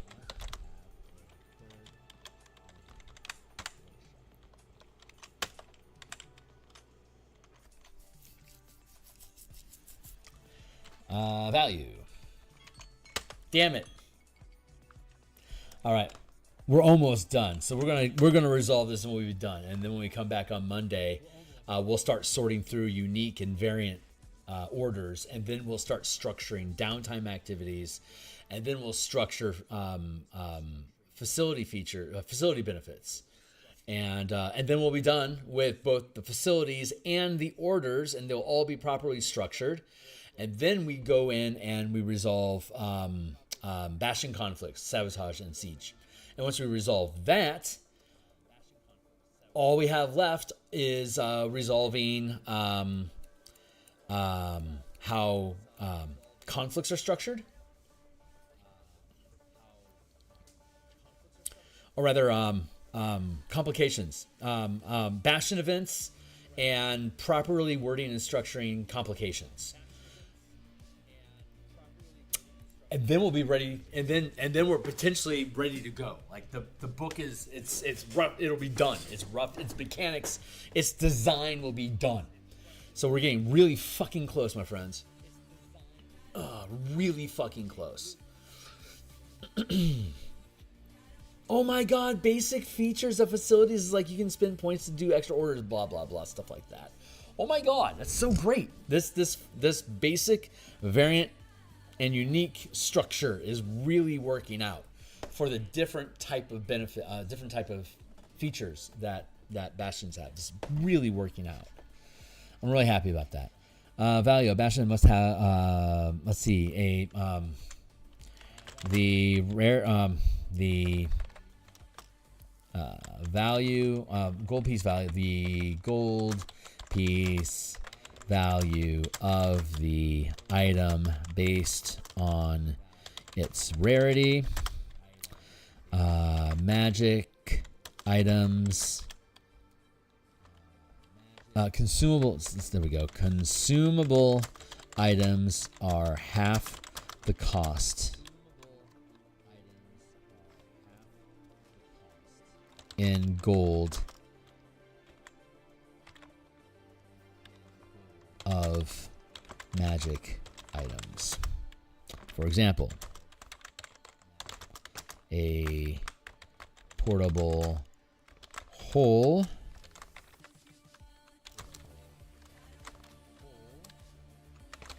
and filter of love. I believe that's true.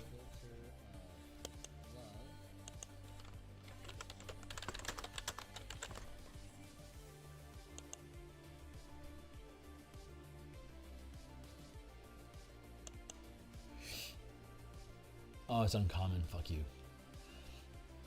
Show me the potions. Find them myself.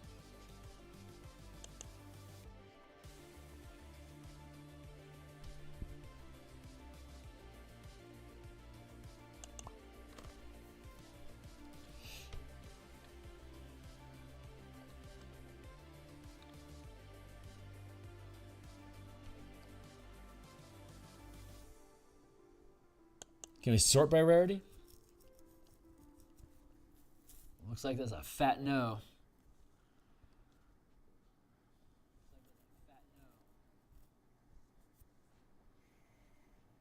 Potion of Clairvoyance.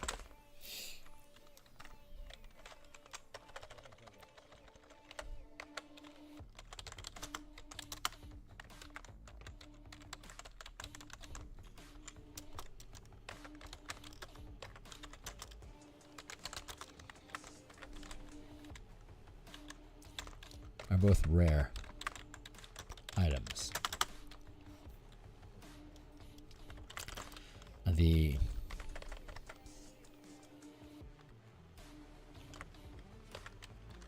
The hole.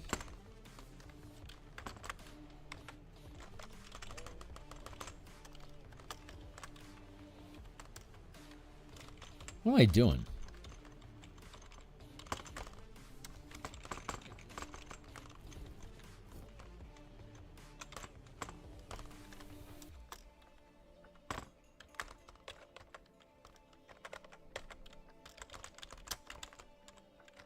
valued 4,000 GP and 2,000 GP, respectively. There we go. That's your value. And then items and materials. To empower an item, it must have this can mean either a new item must be provided or an exotic material must be incorporated into the item present to become empowered, as detailed in complications below. There you go. Duration. How long it takes to create items of the listed value. If the crafting duration exceeds 1 bastion turn, the order must be if the duration to empower exceeds 1 bastion turn, the order must be sustained or progress halts until renewed, period. While sustained, no further bastion tests are necessary, but if the order is halted, a new bastion test must succeed to continue carrying out the order. Same as before.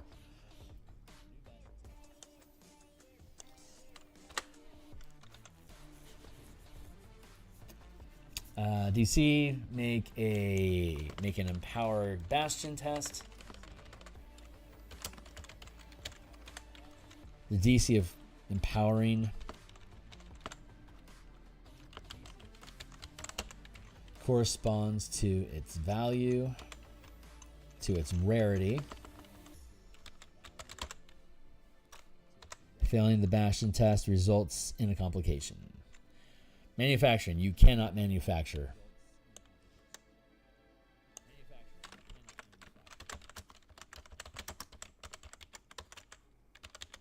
You cannot manufacture magic items. Though magical trinkets can, as though they are crafted.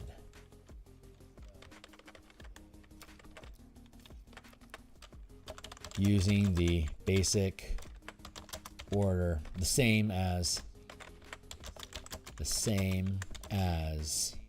the basic order of craft.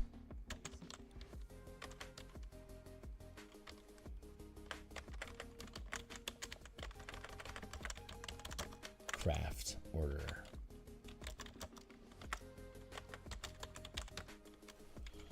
You cannot manufacture magic items, though magical trinkets can be.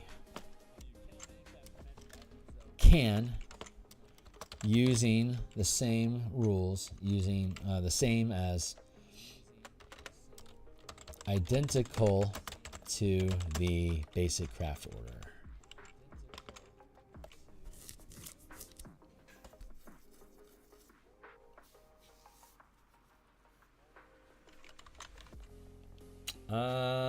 Let's see.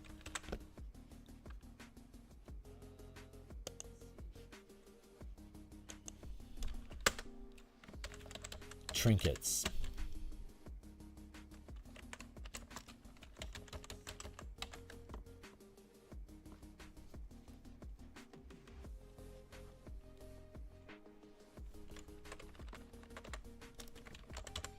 Any. Fuck you. Any. Trinkets can be made anywhere. How about that? Ooh, no. As per craft. As for crafting items. Trinkets are items that are crafted with pieces of magic built into them.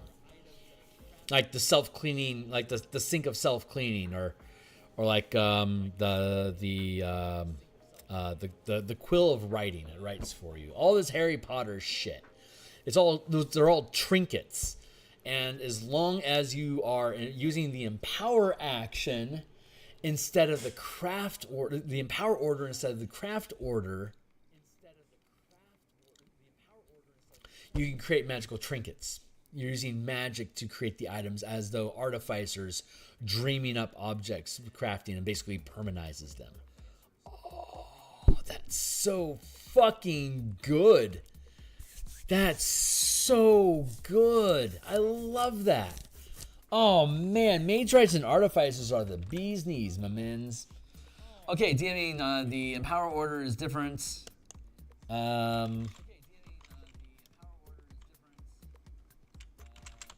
There.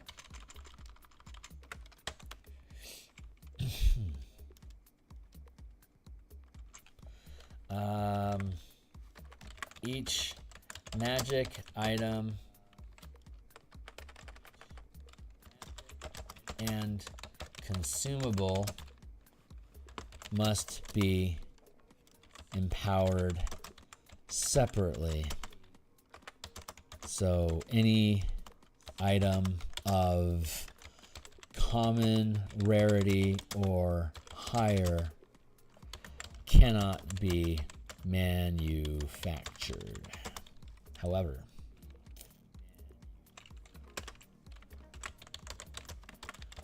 trinkets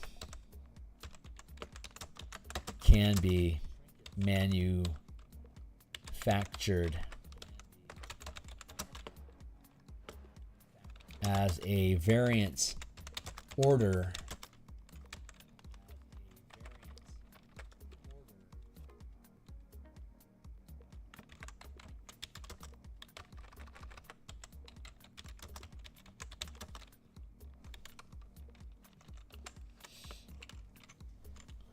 identical to the basic craft order. Otherwise identical.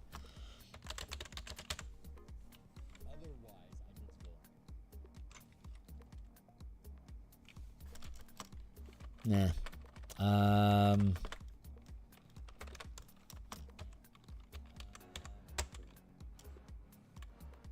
Identical to the basic craft order. There you go. As a variant and power order. Yeah. I like that. I like that a lot. And that's all we need for fucking magic items, man. It's that simple. The language about like what do you need to like what are the exotic items and stuff, that's going to be under the magic items section in the appendices where the charts are all at. Actually, the magic items will probably have magic items that will have crafting. Yeah, that makes sense. Like items, non-magical.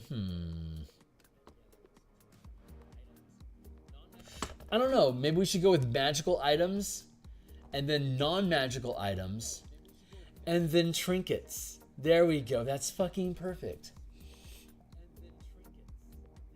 As per craft. That's so perfect. Because crafting is right after that. Oh, that works out.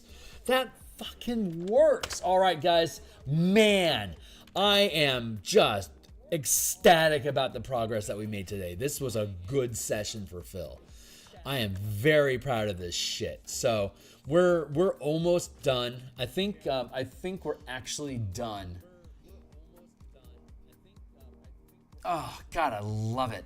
Yeah, we've now completed all the basic actions, all the basic orders. So now we're gonna skim. Next, we'll skim the facilities for variant orders to make sure that they're being properly labeled, and then the unique orders to make sure that they have the proper wording that they need now that we're getting better at structuring how orders operate. After we skim through and resolve the orders, we'll then codify the downtime activities, because we already have our basic downtime activity, which is to basically replace an order with your character's presence.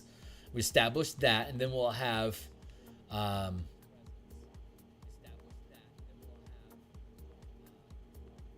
yeah, so there'll be basic downtime, and there'll be probably unique downtime activity. There might be. Yeah, because of the boons and the charms. That'll be a basic downtime activity as well. Nice. And then we'll have the unique downtime activities, and then we'll go through and do the same thing with facility benefits, like we talked about earlier. And then once we have all those done, then the last step, that step, then we'll get rid of all the excess added on material that we can just edit out and throw away because we don't need it anymore. And then we'll resolve the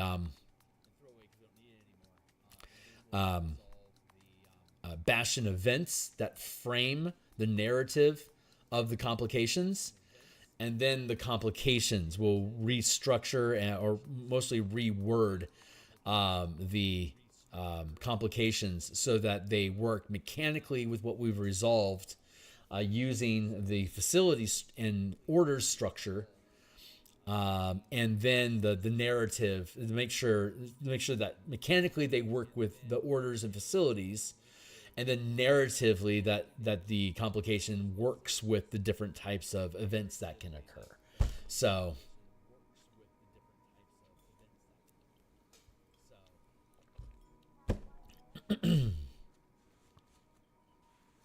yeah, I like that. That feels good. Ooh, yeah, I like that. That feels good. Good progress today, my guys. All right, I'm out of here. I'm gonna catch. I'm gonna crash out soon, so I'm probably just gonna wind down with a game of chess and get ready for bed. I'm gonna be back bright-eyed and bushy-tailed tomorrow morning, and we're going to work on the Parasol of Irion, which is made out of stained glass. So that's going to be it's going to be a challenge, but I think it's going to be a fun challenge. So I will catch you guys tomorrow. Like, subscribe, bell icons. Check out my books down below. Share this stuff if you think it's cool. Yeah. See you guys on the other side. Bye.